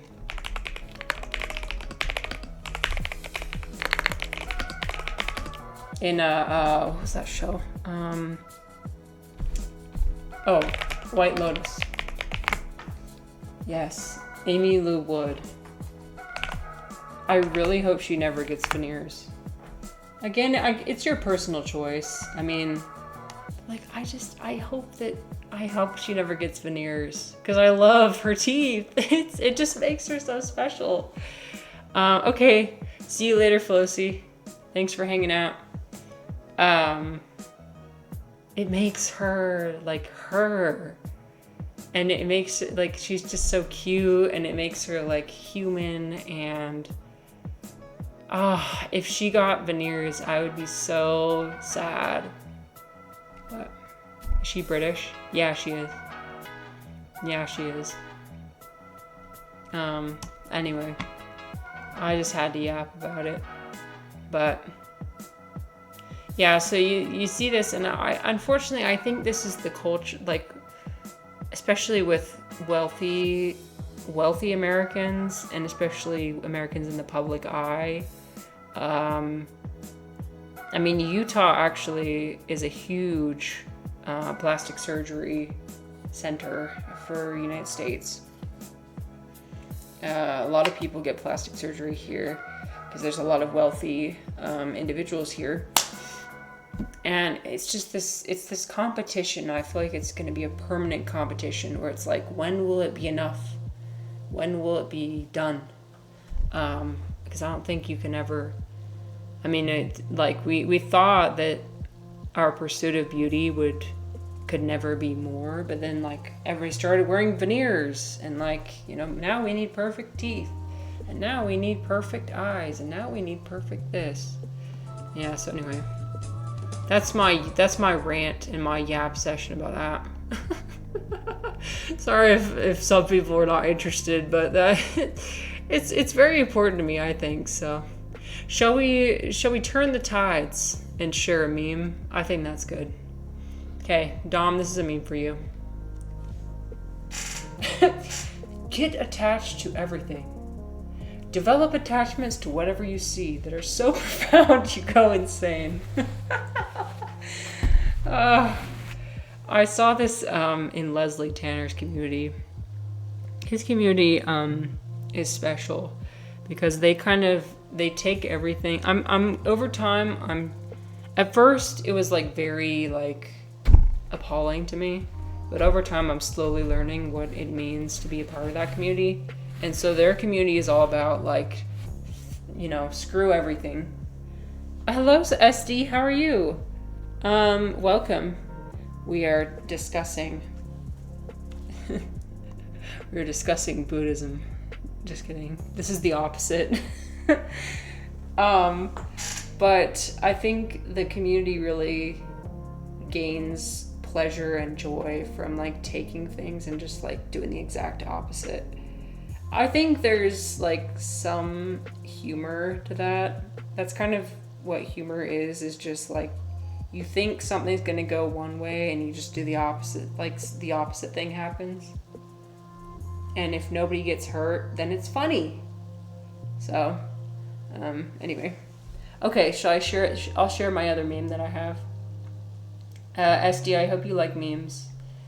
Oh, looking through the philosophy tag just to get a third perspective on a question someone asked yesterday. Well, please, feel free to ask. And ask any question. I love discussing questions. Yeah, we like gaming on this. We love sharing memes, talking about deep questions, all of it. Okay.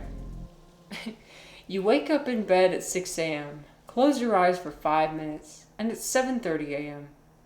You're at work at 3 p.m., close your eyes for 5 minutes, and it's 3:01 p.m.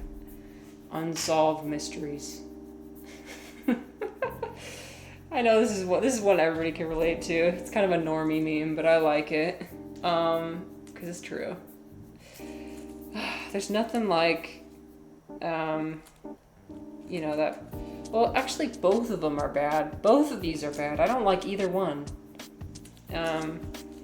You know, when you wake up at 3 a.m. and 5 minutes pass, and all of a sudden it's like 2 hours later, and you're like, oh no, my time for sleep is running out. But okay, so here's your question. Do you believe that free will exists in any capacity? I do, but a person asked me and a friend this yesterday, or more so told us that choice is an illusion and we're pretty much just slaves to our subconscious, and any actualization at all is just because of our biology and life experience pushing us to do something. Oh my gosh. We did have a conversation about free will, and I'm trying to think about, because I've thought about it a little bit. Wait, okay, let me pull up my... I gotta scroll through my Discord, because I posted something about this at one point, and it kind of sums up my perspective. Here, give me 1 second. I'm gonna scroll through, and then I'll add some of my perspective I've got now. I have to scroll for a minute because it was a while ago. But personally, I do believe that we have free will. Okay, come on. Okay, here's my thing. Oh wait, ignore this bottom. Don't read the bottom sentence, okay? Just ignore that. Okay, so I said, oh, I get it now. The free will thing. So the determinists are saying we are just biological algorithms, similar to how generative AI works. Actually, so when I think about my mind, all I visualize is an empty space where things make themselves known. So like thoughts and perceptions and emotions, they just arise spontaneously. These are basically the subconscious's way of putting order to the raw data it collects from the external environment. And then the being who has the illusion of free will is the conscious awareness. I, which chooses which of these thoughts, perceptions, and emotions to entertain or ignore. When I think of it that way, I feel comforted. I am the great filter, the way the universe chooses to order itself at any given moment. Okay, so here's what I'm saying with that. I'm saying that I don't think, like when people say we don't have free will, I don't think they're grasping everything that we are. I think they're grasping part of it, part of the story, but not everything. So like, yeah, the subconscious, this is such a hard topic to think about. I'm trying to put my headspace back in it. Like the biological algorithms and the data and like the neurochemical processes, all that's happening in the mind, right? Or in the brain, I guess. You think about the brain and like, for example, like when I look at the color green and I'm receiving all the data of like, oh, this is what it looks like. And I have this preconceived notion in my head of like, oh, I like green. So that's kind of determined based on my neurochemistry. Like, yes, I like green. Okay, what am I saying? Like, I feel like I have like a preconceived, like, that tendency can arise in my mind. Like, oh yeah, I like green. But at any point, the consciousness that is me can make a decision at any time to like accept or reject that.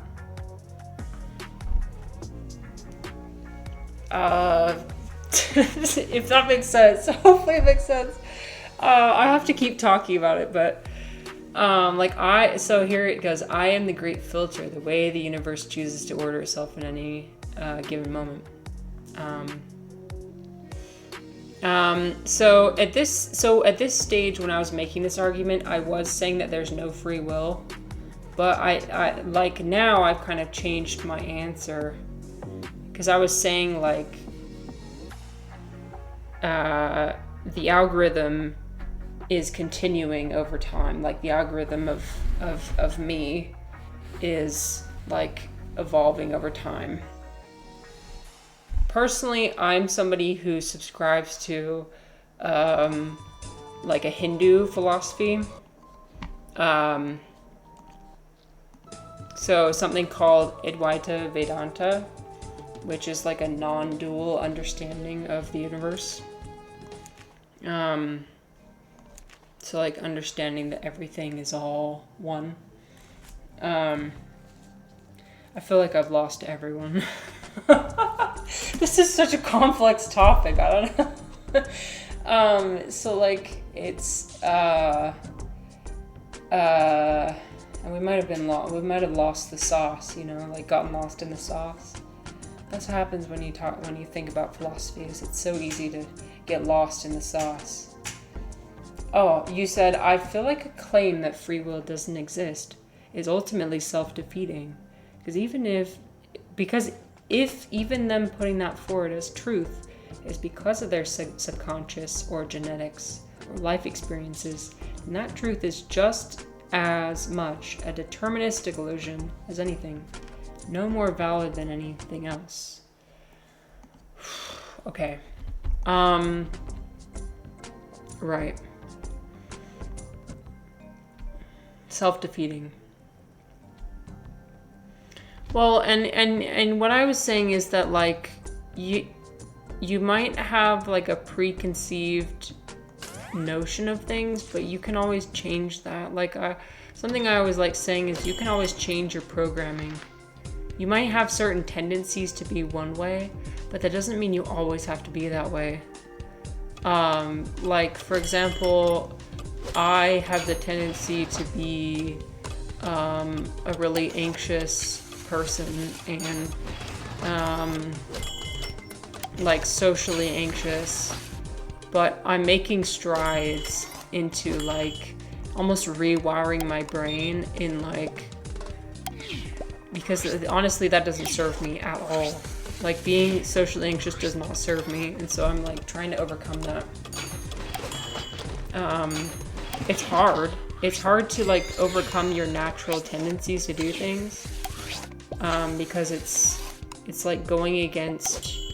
But I think that's what makes humans special, is that we can go against our programming. Maybe like lower level not lower, like lower intelligence level organisms are unable to do that, as far as we know. But that is one of the capabilities of us, and that's what I've said before. Hi, Refly. Hi, Refly. We're talking about free will. Do you think free will exists? What's one thing that tells you that you have free will? Free Willy. Oh, brother, you're not helping. You're gonna make me do this alone? God damn it. That's okay. Okay, let me think. Thinking is so hard.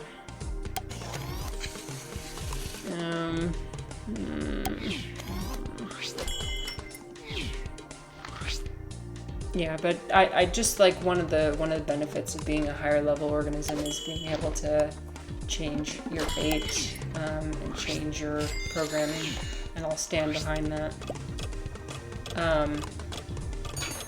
We spoke about this too. The person that said they were a firm believer. Here, I'm gonna read your. That person said they were a firm believer in a meritocracy, and that humans subconsciously want survival of the fittest, and that us choosing to go against who we really are as animals is just because of life experience and society.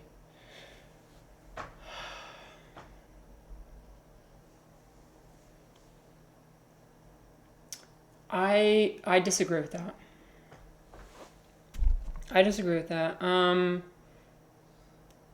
Cause like oh shit, no! I clicked the wrong button. It's okay, we'll start over. Rip. I can't pay attention.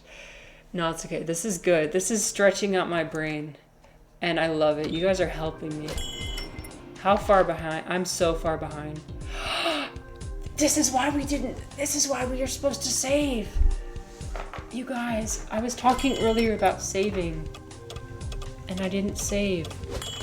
So I had to go back a few steps. God damn it. It's so funny how I was literally saying I save after every single level. I was saying that like 1 hour ago, and what happened? I didn't. See, like, I think we try and have understandings of who we are as beings, but like, we're wrong all the time. Like, I feel like I barely understand myself, you know?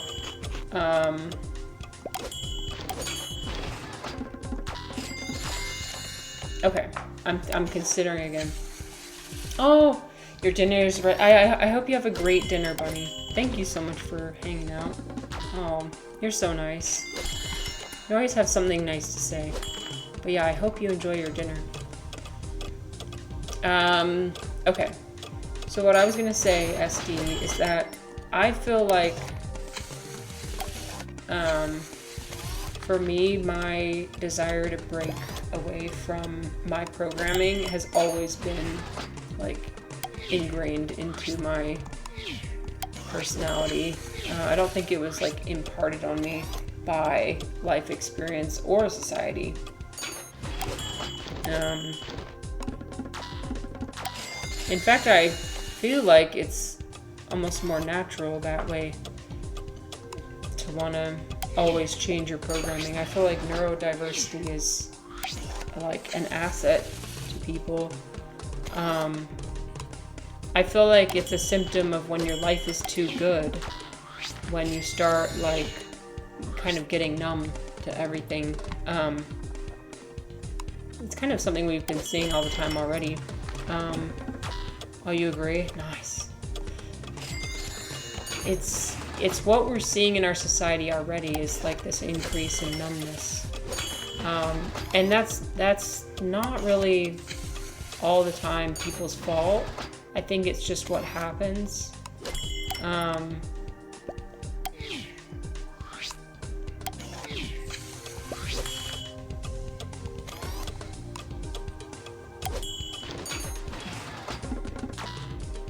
Humans subconsciously want survival of the fittest. Okay, let me ponder some more. Let me ponder.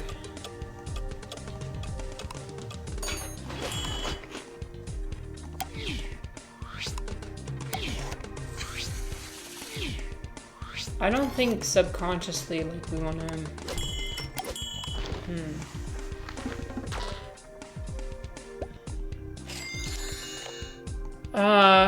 You know, there's always this hyperfixation with, like, man overcoming his nature or whatever. I never agree with that, because we've talked about this before on this channel about how, like, what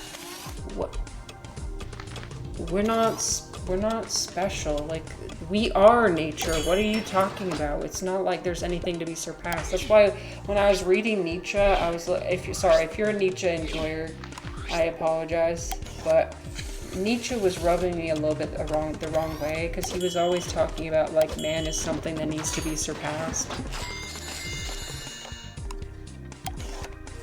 Refly says, wearing boxer shorts truly helped me get closer to a true free willing. Yes. Oh my gosh. You're so funny. Refly, I love what you contribute to the conversation. You contribute so much. I'm not saying that sarcastically. It sounds like I'm saying that sarcastically, but that's just my voice and my face. I can't help it. That's my voice and my yeah. You just have to trust what I'm saying. At face value. Don't read into it.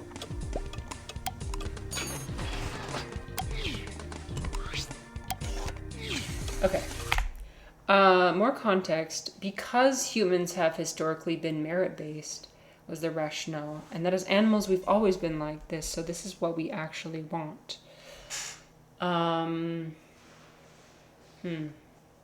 Learning from history. I don't think that... I think that gives humans a little bit too much credit. Like, I don't feel like we consider history nearly enough to be that much. You know what I'm saying?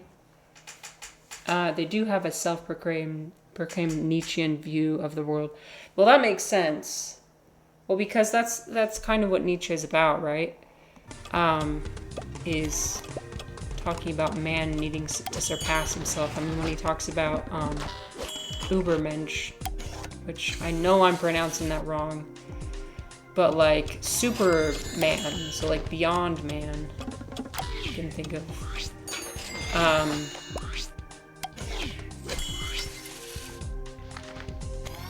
I don't think that should be the goal. I think the goal should be to just utilize the most of what we already have.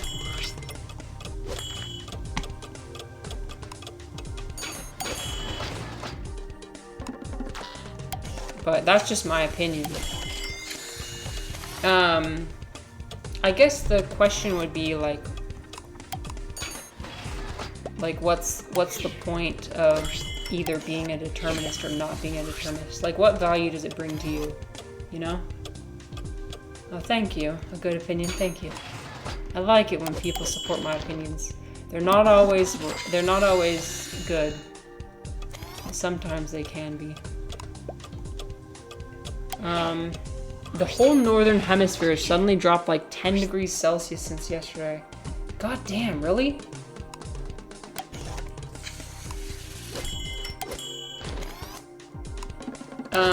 The place where I live actually has been really nice. It's still been like,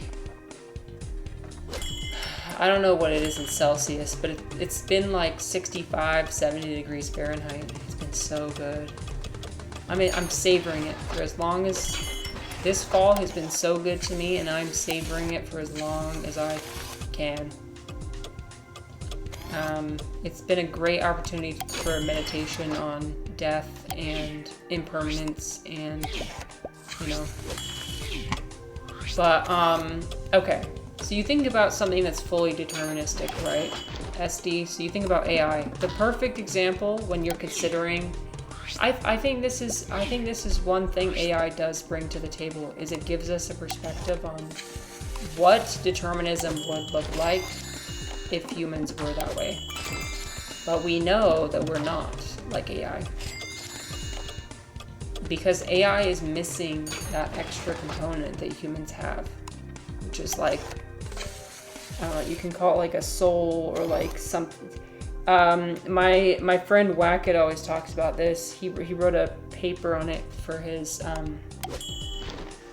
philosophy degree, but something on like the character of, and you know, I'm not very good at terminology and stuff. I just kind of say things that are most basic. He would be able to tell you about the terminology, but his paper was about like this other characteristic of our environment that humans are able to pick up on, but for example, like an AI wouldn't. So like, there's something to the there's some characteristic of the color green that is communicated to you as a human when you look at it, that even if you were to be given all the information about what green is like to look at, you wouldn't have the same experience as me looking at the color green. You know what I'm saying? Like if you were to write out everything about, like in the most detail describing what does green look like, what does it feel when you look at it, dude, I wish my friend Wacker was here, because he would be able to explain it to you easy. Well, the next time you're here, and if my friend Wackett's here, he'd be able to describe it to you in really good terms. You are. Oh, thank you for following. Thank and you. you are creating at every moment. You are this universe. I hope you'll come back when my friend Wackett's here, because he'll be able to describe it better. Cake served, 1,220. Look at this. I didn't lose any cakes. We're awesome. And I'm saving that shit. I think I only missed one level, so we're good. I'm gonna buy this. Alright, my friends. Will you take this opportunity to order something from the cafe? Because I have to pee. I'll be back in 3 minutes. Okay, I'll be back.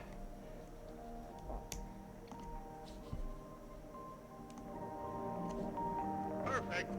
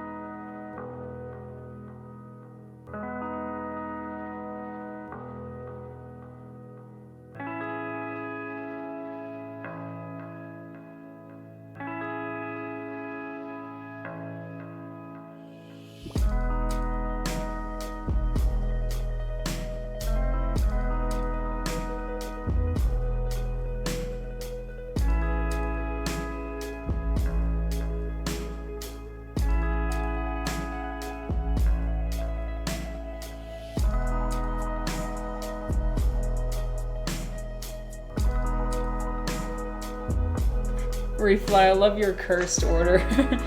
Actually, perhaps that could be good. I don't know. Oh my gosh, you guys. Toby is desperate. What should I do?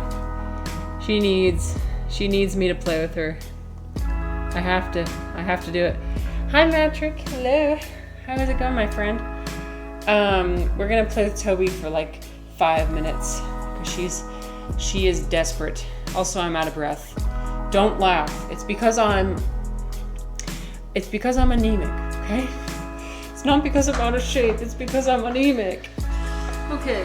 Anyway, I don't want any jokes about how I'm out of breath. Okay. Toby. Yeah. Did you hear her? She's so excited. She's like, oh my god, play. It's time to play. All right, Toby. Let me make sure it's in the frame. Here, oh, it's not in the frame. Okay, that's good. Good, I made sure. Here.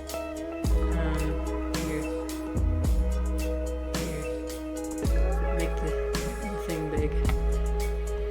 Yeah. Okay. I'm gonna make sure the background's not too overstimulating. Come on, Toby. She's waiting. She's waiting really patiently. Here, you gotta come just a little bit further up. Here.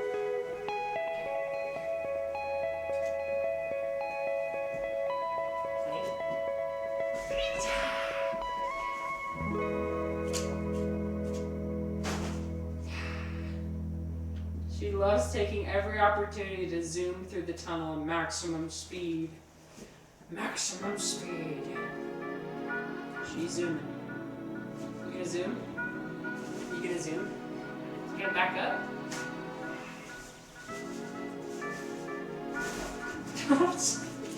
Never mind. She's not outside the tunnel. She is one with the tunnel. She is one and the same with the tunnel. She has become the tunnel. Toby Tunnel. I love you so much.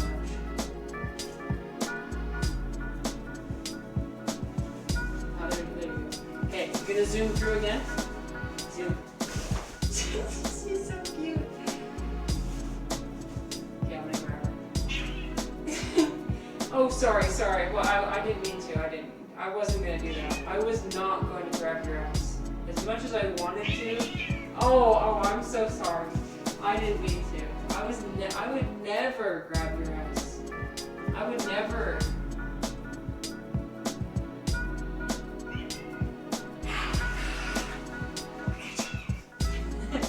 Okay. All right. Toby, I am tunnel cat. Yeah, basically. Oh, she's so adorable. I can't possibly. The cuteness overload. Why don't I have an ingredient of cute? That's so dumb. Okay, I'll do joy. How about that? I felt joy.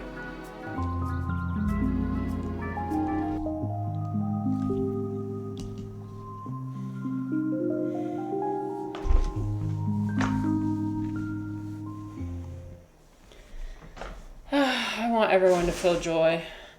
What have you done today to feel joy? What has made you feel joy today? Because joy is so important. We've talked about some rough topics today. Some really rough topics. And that's okay. It's okay to feel despair. Despair, fear, joy, all of it. It's inevitable. But I think what's important is just savoring all of it. All of it. My friend Dom is really good at that. Yeah, Dom, when you were mentioning you like meditating on things like death and decay, and also like some of the gross aspects of humans. Yeah. I think that has to do with savoring it. Yep, exactly right, Refly. You can't have hope without experiencing despair. Completely right.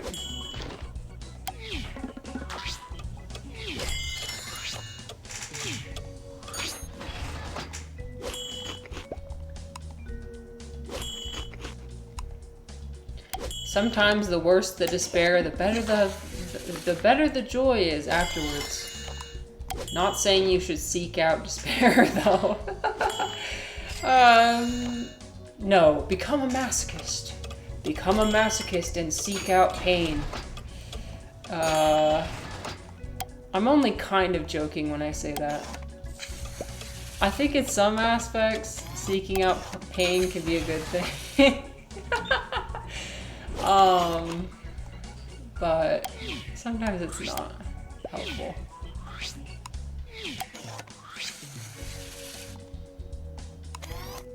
I think there's some times when you can control the pain you allow in, and in that you can kind of seek that out.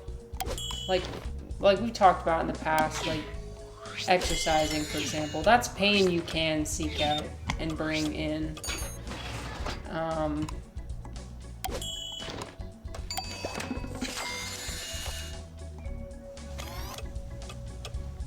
I realize that when I say that, like, I hope I don't come across as, like, kind of a more toxic, like, or, like, not toxic, but, like, you know, people who are, like toxic positivity.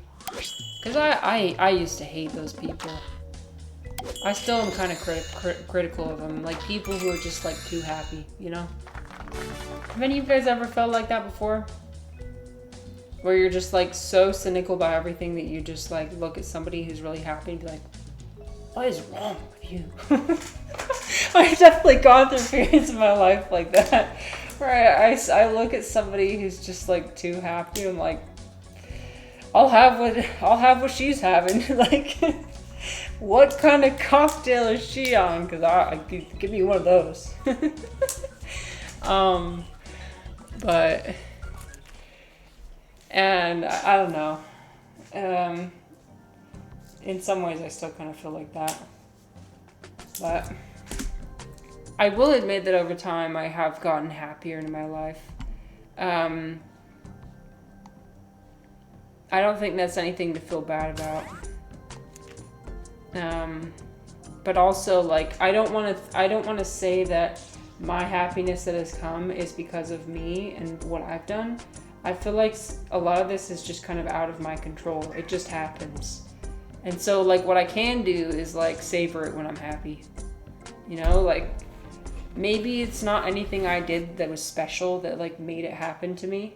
But I can at least choose to be grateful for it. Basically the fake over-the-top American hospitality towards strangers. Okay, yeah. Yeah, it's okay to be critical of that. Yeah. Dude, can I tell you something, Refly? I noticed when I came here back from China, it's so cool that the contrast, you know, the difference in how people interact with each other in society. I noticed when I went to the grocery store just how much people say sorry. Holy shit, people say sorry all the time. And it's like when you accidentally almost run into somebody. But like not even that. Like I was pushing my cart around the grocery store and I'd be like 5 feet away from someone. Like not even, I didn't even touch them. I came kind of close to them and they'd be like, sorry. Maybe it's because I'm scary. Maybe I look scary and intimidating. I that could be it. Like I just like scare the shit out of people and so they're like, ah, okay. You know, that could be it. But also I think it's just our culture. But I noticed that so much. Like I wasn't even gonna run into them. And like, it's like a trigger for them. Like it's habitual. Like it just like arises without a second thought. They're just like, oh, sorry. The word sorry is used wrong in English, in my opinion. Yeah, I agree. Like, okay, so like in China, for example, that never happens. Oh my god. You think that's gonna happen? When there's, you know, tens of millions of people in some of the cities? When there's just people and people and people everywhere. You think people have time to say, oh, I'm sorry? No. Because the sheer amount of people in the spaces, like you have to like push and shove. You gotta push and shove your way through sometimes. And that's what people will be doing. That's a huge like cultural shock, I think, for Westerners when they visit China, is the amount of pushing and shoving that occurs. And that just happens because of the sheer, oh no, somebody's upset. You know, the sheer amount of people. What are you gonna do? The time it would take to be like, oh, sorry, is so much longer than it would take to just kind of push your way past. So, anyways, that was something I noticed. Yeah, when they express understanding about situation you experienced. Oh yeah, and they say, I'm so sorry. Right. And then you're like, you don't have to be sorry, it's not your fault. Yeah. Although I guess one thing I'd say to that is like, what are you supposed to say? Like when you tell somebody like, oh, this really bad thing happened to me, what are you supposed to say to make them feel better, you know? I wonder a little bit, and I think this is just the culture of humans in general. Do you think that arises because people are like, they don't like uncomfortable moments, and so they're trying to say something to have it be over as soon as possible? You know, like, you want to make the person feel better as soon as possible so that you don't feel bad anymore. If that makes sense? I don't know. I feel like people are just so afraid of discomfort that they just like, they'll just say anything to like get it over with, you know? Yeah. Quit your screaming and hollering. Well, Rifa, I think you're bringing up an interesting point, right? Because like I do have like a couple people I know who like when I say something to them about something that happened to me, and the way they respond is like so, it just makes me feel weird. Like they'll say something like, oh, I'm so sorry. But the way they say it is like they're like looking down on me or something, or like, you know, they're like trying to fix it for me as soon as possible. And it's like when I tell you about something bad that happened to me, I'm not asking you to fix it. I don't need you to fix it for me. I just want you to like,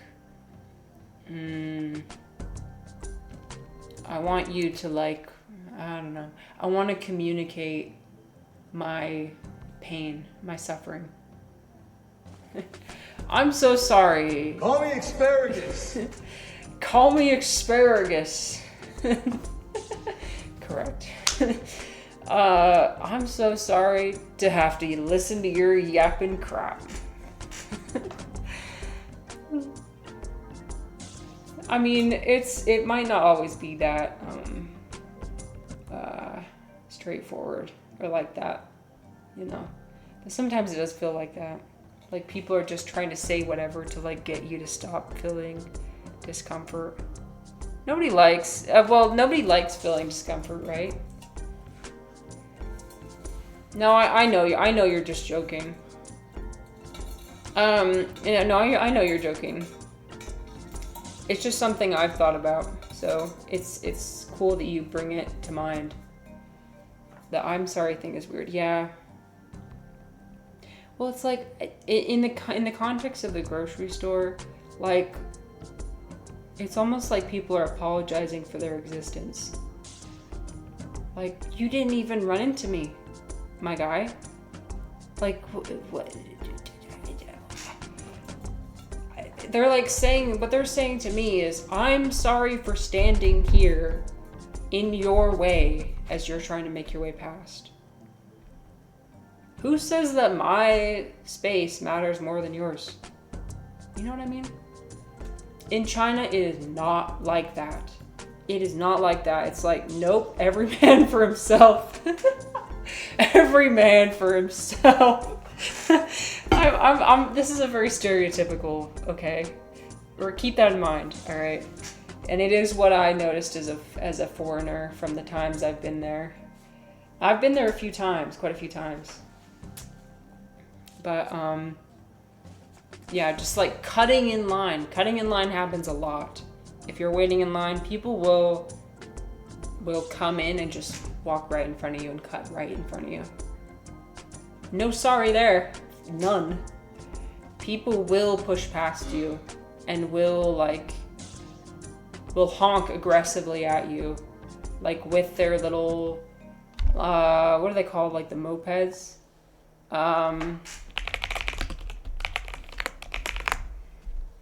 These. Oh, come on. Show me something realistic. Okay, that's a little bit more better. When I tell you there are hundreds of these on the streets. Okay, here. Yes, you see that in the background? Okay, imagine that, but like 100. Okay? And you think they're saying sorry? No, they're doing the opposite. They're like blaring their horn and be like, get out of the way. If you're walking down the street, it's such an interesting contrast. That's why I noticed it so much. I was like, why is everybody saying sorry? Oh my gosh, everybody's so polite. Everybody's apologizing for their existence. After experiencing the complete opposite. Cutting in line is not okay. No, I agree. I agree. That is one of the more negative aspects, I think. Yeah, I don't like it. It's something that arose, I think, from just sheer circumstance. Necessity and circumstance. It's hard to have patience. I mean, think about like going to like the bare minimum of things and having there always be a line. I don't know. Refly, I'm assuming that because you live in Europe, I'm assuming that Europe, like, crowds are like not as much. Nah.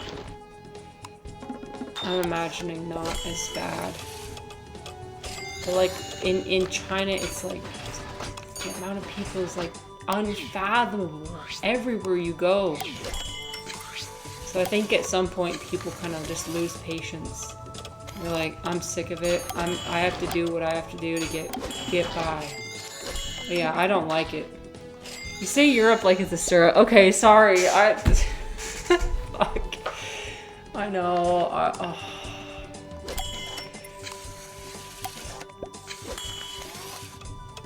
Whatever. I said what I said.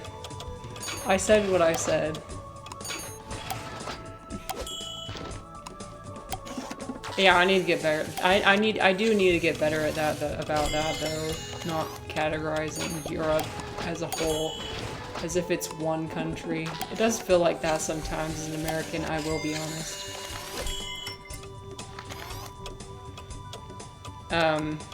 It's just something we do. It's something I do. Because it's easier mentally to comprehend. Also, I've never been there. That's the thing. I think if I had been there, if I'd been to Europe before, I wouldn't be generalizing so much. Because I would understand more the nuances, like between the countries. So a lot of it comes from ignorance. Look at me. I'm over here making excuses. Bruh. See, in this case, I should just say, I'm sorry. This is one of those times when it's appropriate to say, I'm sorry.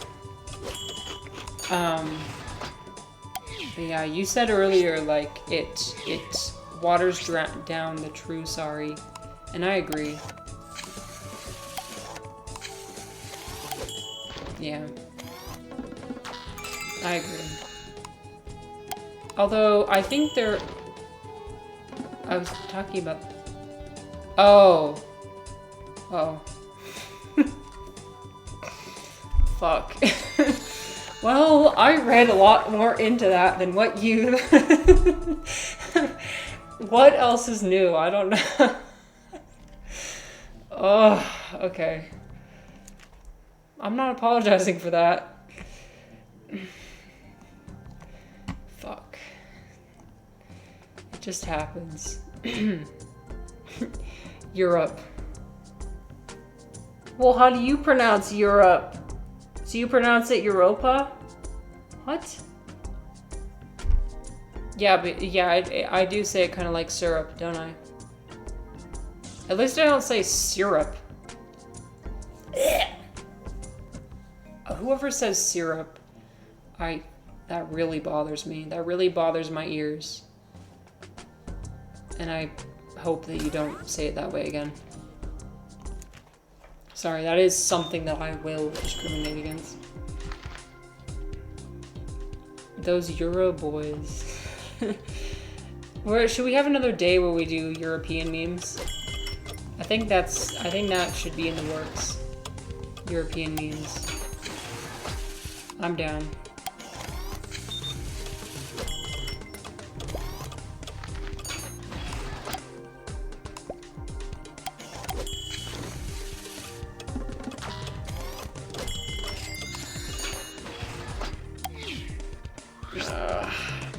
You guys, I'm looking forward to a global knowledge base in AI. Okay. Please elaborate?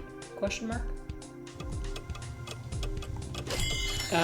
Wait. People really say Europa in Europe?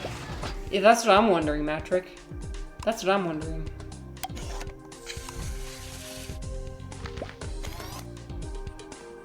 Wait,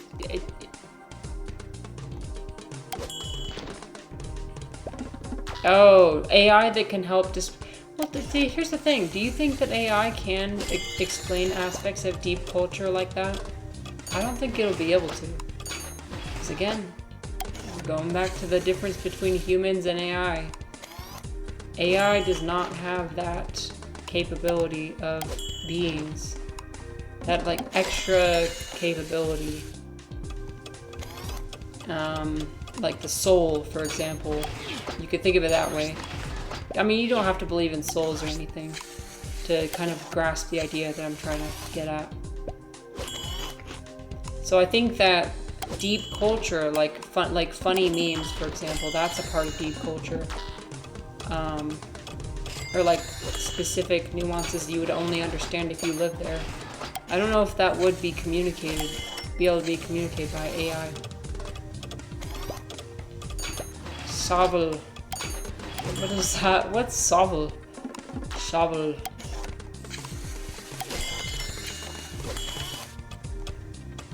I love how people all the time love to make fun of my accent. You know, personally, I don't even know what my accent comes from. It happens.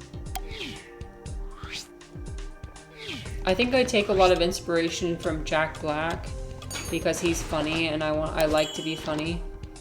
And he like comes up with creative ways to pronounce things. So that's kind of where I get that. Like when he was in the Minecraft movie, he was like the loot. He's talking about like the loot boxes. He's like the loot. You'd say I don't have an. Oh shit! No! You made me mess up. How dare you? Oh, no, now my brain's broken. Okay. Wait. Oh no. What do I do? I need a... Oh my god. People are freaking out. They're angry. I'm sorry. Do you mean that, Refly? Do you really mean that? You better mean it. Okay. Oh look, this guy needs the cake. It's perfect. Okay. Oh god.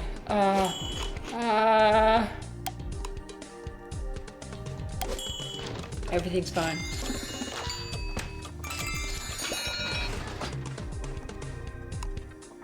half the country would say that I do. It's a clean American speech.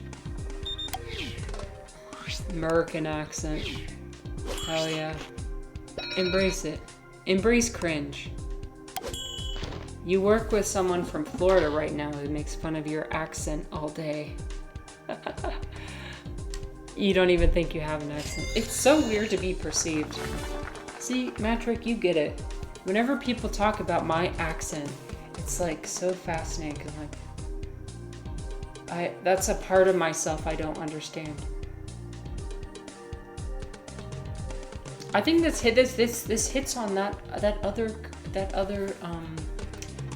subjective component, right? What we're talking about earlier, what we're talking about is like a subjective component that humans have, the ability to care and like have an opinion about things. AI does not have that ability. It doesn't care. It doesn't have any stake in the game. Like it doesn't care whether it exists or doesn't exist. It doesn't care about what the color blue looks like. It doesn't care about like who created it and why. You know? It doesn't. But like something about an accent and somebody else perceiving you and being like, wow, your accent is weird, or like your accent's funny. It's another proof into like, oh yeah, I exist, and like people perceive me differently than how I perceive myself. And that's really fascinating. It's always fascinating. Isn't it fascinating for you guys?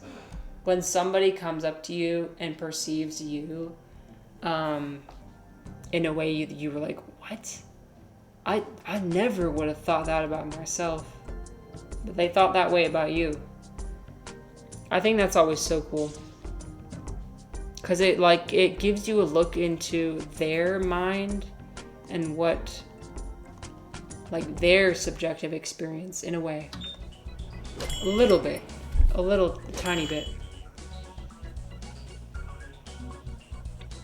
Damn, this bride's gonna have to pick up her own wedding cake? Okay. Oh, she's really impatient. Oh my gosh, 2 brides. They're about to become bridezillas.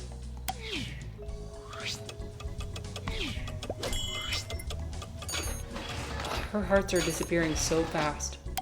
Okay.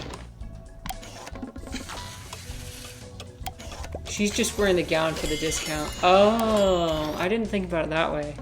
When you put it that way. Oh, I should start doing that with my wedding dress.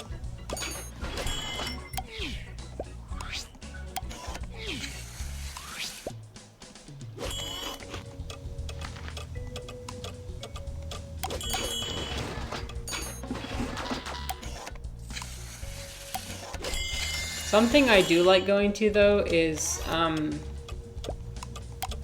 at one point when my husband and I weren't even thinking about marriage, we did go to a lot of like the bridal fairs.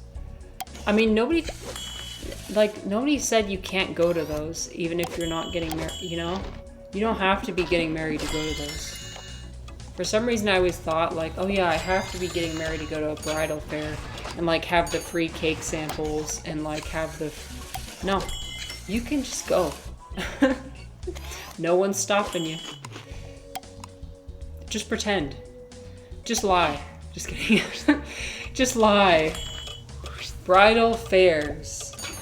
Bridal fairs. So like, you go to like this big like conference center.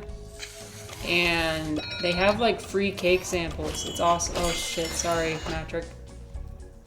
I'll elaborate when you're back.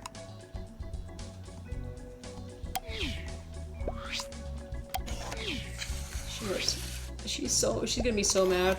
Oh no. I'm not in the zone. I'm not in the flow state. I'm not in the flow state. Okay, now I'm in the flow state. We got her, boys. Lock her up. No! The things that I've said on this stream have been so incriminating, it's like terrible.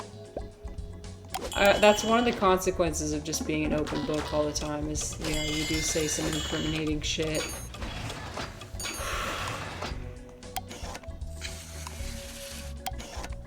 I gotta deal with the consequences. I'm gonna need a good lawyer. Well, good thing I already have one. Good thing I already have one.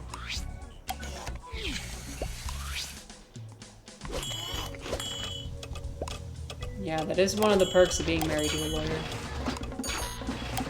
You're gonna hear from my lawyer.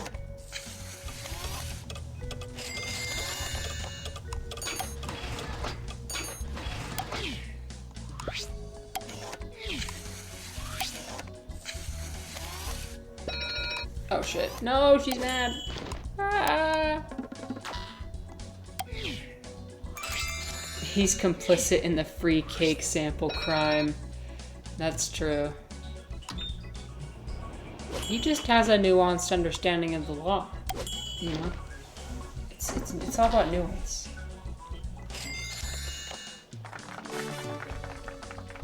My tea is too hot. This is why I put ice cubes in my tea, because, like, why would I want to... I want to drink it right now. I need everything to be ready right now. This game is too easy for me. I know. I'm just an expert. I don't know what to say. I do have, like a decade of experience. Yeah, I played this all the time as a kid. I love it. Okay, what should I do?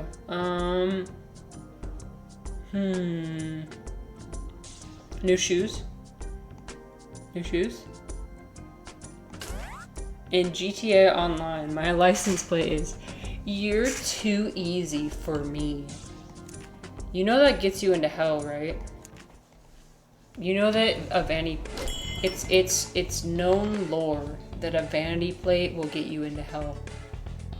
Just watch The Good Place. Just kidding. Matrix said... Oh, hi Matrix, back. Welcome back. What did you say? Oh, it was bridal affairs that I was talking about. Not affairs. No affairs. No drama. For now. There was a guy once raging in voice chat when he saw it. Of all the things to be mad about. Some people just want to be mad. And you just can't stop them. You can't.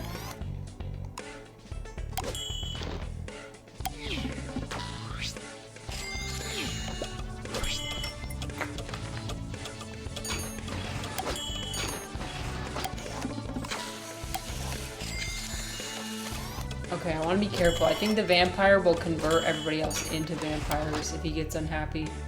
So... I think he's fine for now. That by itself was a reason to have lived.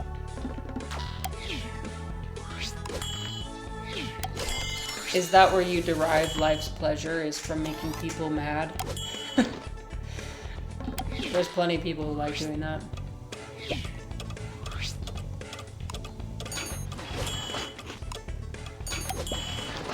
Let's see. Have I ever have I ever derived pleasure from making somebody mad? Oh.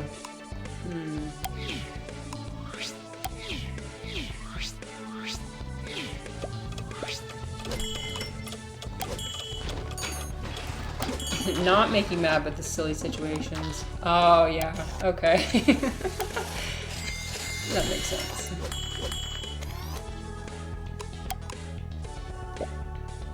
Yeah, I live for goofy situations.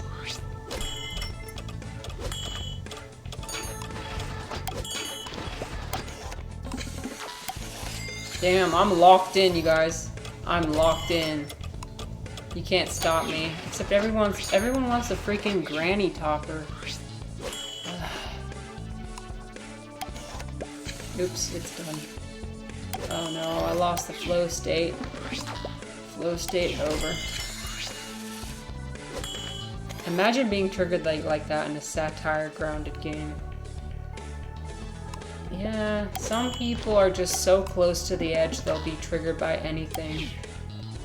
Yeah, that's just how it is. Oh, can I tell you guys about my...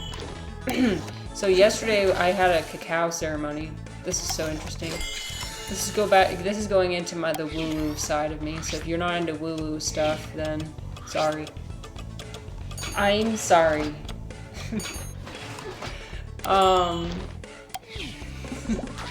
Woo-woo means new age, like the spiritual, like the I don't know. I don't know if I have like the perfect definition. It's kind of just like people who believe in magic and crystals and, you know, a little bit over the top. People usually say it in a negative connotation. I'm sorry. Are you though? Are you really sorry? No, but anyway, so never been to a cacao ceremony. It was interesting. It's basically like hot chocolate. They give you a hot chocolate, and then they said a prayer to the hot chocolate, and then we drank it, and then we meditated. Personally, I have a hard time with stuff like that, especially group meditation. I have a really hard time with it. I have a hard time with regular meditation anyway, like in a traditional context. But I mean, it's definitely true that there are some benefits to meditation, but I don't think it always has to be like one way to do it. Like, and I don't think people, does it summon it definitely felt like we were summoning something. It was hard not to pull myself out of the moment and be like, what's going on here? Because we were, okay, so it was with my church, right? The Mushroom Church. So we're sitting in a warehouse, furniture warehouse. It's kind of dark. They turned the lights off, right? So at some point I was like I was imagining like what it would look like for somebody just off the street to walk into this. They like open the door and walk into this furniture store, and they just see like a crowd of like 50 people sitting on the couches in a circle, like, and one person's like reading off a poem, and everybody's holding like a beverage in their hands, like we're drinking the Kool-Aid or something. I did think about that a few times. And that kind of distracted me. That's one of the things that distracts me whenever there's a group meditation. Yeah. But, you know, there were a lot of people who got a lot out of it, and I love that for them. I did get something out of it. I just decided, I was like, maybe I'm not, because they were asking us to like visualize a park, visualize a fountain, visualize yourself like walking across a stone path and like being in a wonderful garden and you're feeling so calm and etc., etc. My brain's not really good with that kind of stuff. Like when people ask me to imagine stuff, I just don't. Like I don't, visually I don't imagine stuff in my brain. I'm just here for the hot cocoa, bro. Yeah. It was damn good. Dude, have you ever had cacao before though? Cacao is like, I don't know how it's different, but it is. It's like hot cocoa, but richer and deeper flavor. It's so good.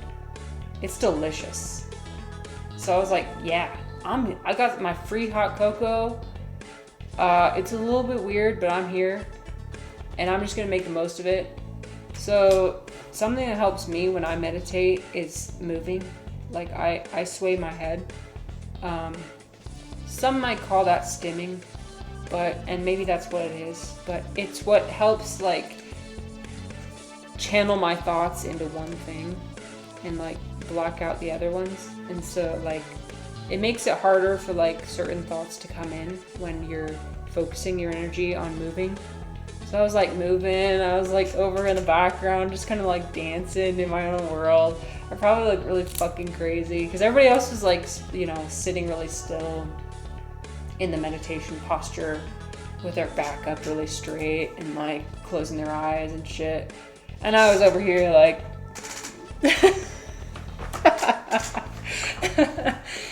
it's what I wanted to do. Like I wanted to do that.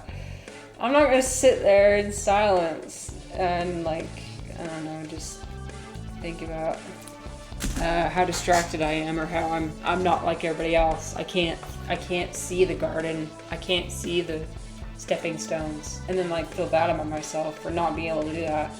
No, I'm not gonna do that. I'm gonna sit over here and dance if I want to. So that's what I did. And it was good. I was able to drop into, and ironically, because I did that, I was able to drop into a more meditative state. Okay. One thing I want to preface right now. One thing I want to make sure everybody knows. The me that you're seeing today. Like I know these past few days, I've been very like high energy and confident and happy. I don't, and for some reason I feel like I always have to like preface this by saying like,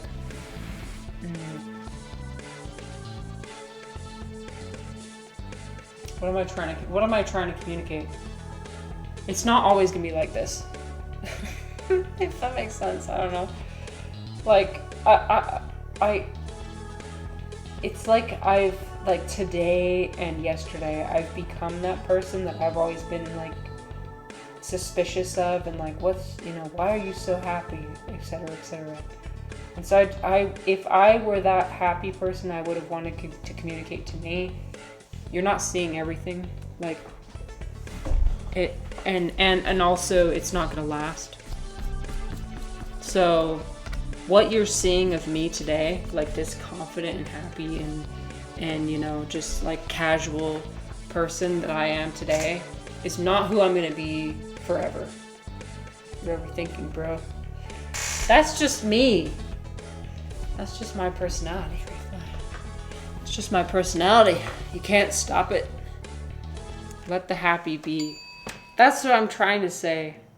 That's what I'm trying to say that I'm doing.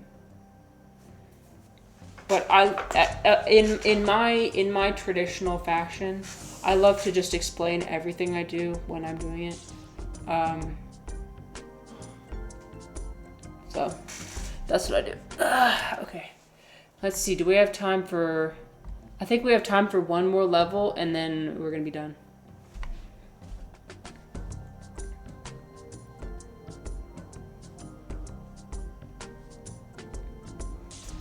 I do feel like it's necessary to say that though, because like I want anybody to look in on me and be like, wow, she's so happy and why am I not?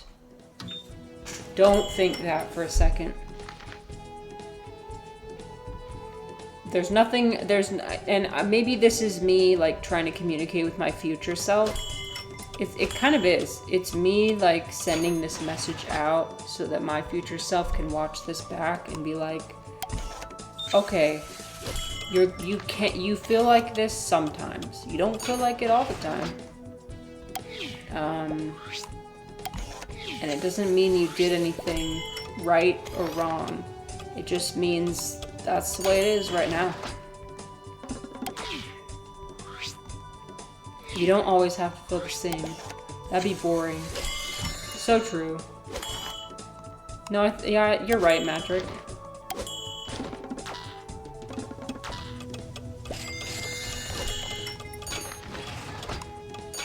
That would be boring, to feel the same all the time.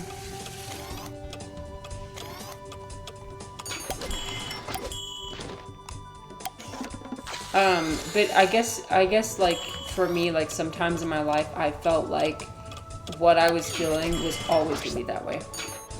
It was always going to be that way. Like I was always going to be depressed. Always. It was just going to be fundamentally the way my brain was designed, and it would never get better. So I just like,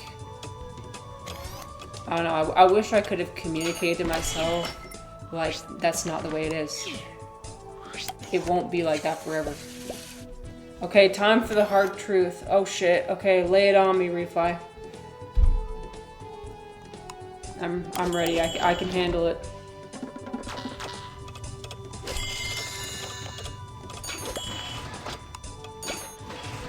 Self-medication is avoiding confrontation with yourself. Yes. Yeah. I think I agree with that.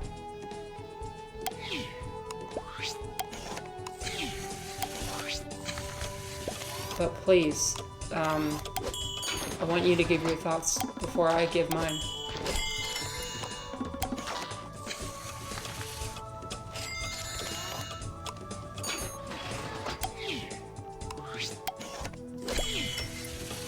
Oh shit, I am locked in.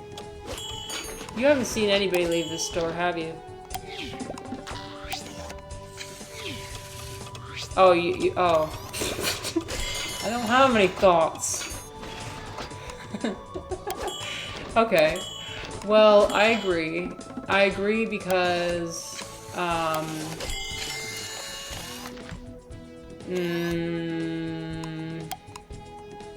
do I agree?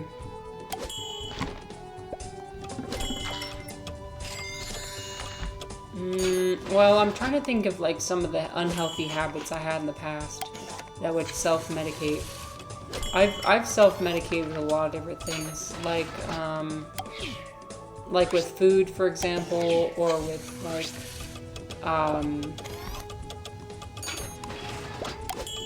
I'll try not to go into too dark of a tangent, but running away from confronting yourself will postpone it.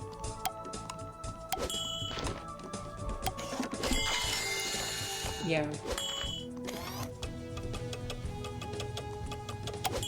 It's a lot easier. It's a lot easier to self-medicate and also like self-numb than it is to face the truth.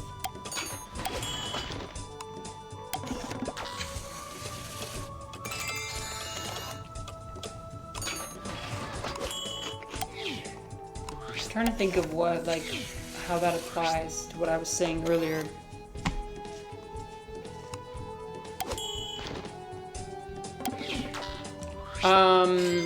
Well, like what I was saying, like earlier today, one of the reasons why I'm so happy today is because over the past few days, I've been struggling a lot with like some pretty intense thoughts. And like it's caused me to, like, I've had this point of acceptance where it's like, yep, these terrible things could happen, but they're not happening right now. They're not happening right now.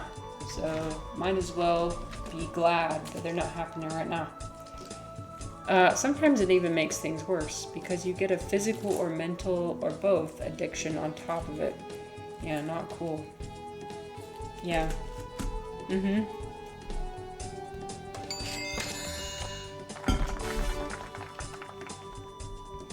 Yeah, I think people definitely can get trapped into like negative cycles, negative spirals. I definitely have before. But I think on the contrary, you can also enter a positive spiral. Both things can happen. When it comes to like growth and change, like it's not, everybody always says it's not linear. Because you're gonna like have moments where you go up and then you're gonna go down and you're gonna go up again and then you go down and up. And I feel like when you start engaging in like unhealthy habits and like self-sabotage and shit, you do tend to like go down and down and down and down and down. I've definitely been there before. Like a couple years ago, I was there. But I think you can put yourself on a path where you are just going up. You are going up. I mean, you're still gonna experience moments of going down and like maybe like mini depressions or like mini like suffering, but if you look at the broad scale of your life as a whole, you'll notice that it went up like this. It's like the seasons, but you learn to wear your winter coat during winter. Yeah. You're more prepared. You're more prepared to face the hard times and to apply sunscreen during summer. Yeah. I think that goes back to like the fear of pain, right? When you live in fear so much of pain, like future pain or past pain. Like past pain is all about depression. Future pain is all about anxiety, right? When you let those two things kind of run your life, when you live in fear all the time, it's like living in fear of the sun, living in fear of summer because there's the sun there, instead of like becoming more prepared to deal, accepting that the summer does have sun, and therefore if you're prepared, then you could at least face it. I don't know. You know, it makes sense, maybe. But it's just like accepting just watch the original Twilight Zone seasons, bro. I know, I trust me, it's in the back of my mind. I've got it. I will watch them eventually. I'll let you know for sure when I watch them. And it'll be the time when I'm most ready to consume the medium, consume the media. But yeah. All right, I want to have a snack before I go to hot yoga. So, shall we enjoy one final thing to leave us off on? I think that's great. Okay, look at this. It's something shrooms. Mushrooms. You've got all the time in the world, because you've got all the time there is, which is now. Meme break. One final meme to send us off. Get yourself a foraging buddy. Look at this. This is so awesome. This person is a mushroom forager and they've got a crow as like their foraging partner. Oh, it's so wholesome. They posted it on r/mushrooms. It's so cute. He's helping him. He's helping them look for mushrooms. Oh, none yet. Keep your eyes peeled. No. You're telling me the crow helps them? This is so wholesome. But you give me the mushroom. It's amazing how smart they are. Crows are so smart. Yes. Their ability to use tools. Yeah, I know about how they can use tools. Like there's that example of where there'll be like water, there'll be something in the bottom of the water, and the crows will like use stones and put more stones and more stones to like raise the water to get something out of it. They're super smart. So that's cool. A foraging crow that helps. That's so cool. I want myself a foraging buddy like that. Animals are spectacular. All right, my friends. Well, I think it's time to finish. But I appreciate you all being here with me on this good day. We won't always have good days like this, but when we do, it's important to appreciate them and enjoy them. So, okay. All right. I'll see you tomorrow. I'll be probably playing Cake Mania again. And then, enjoy the rest of your day too, Refly. Enjoy your night. good night, good evening. Good day, good evening, and good night. Okay. Bye-bye, everyone.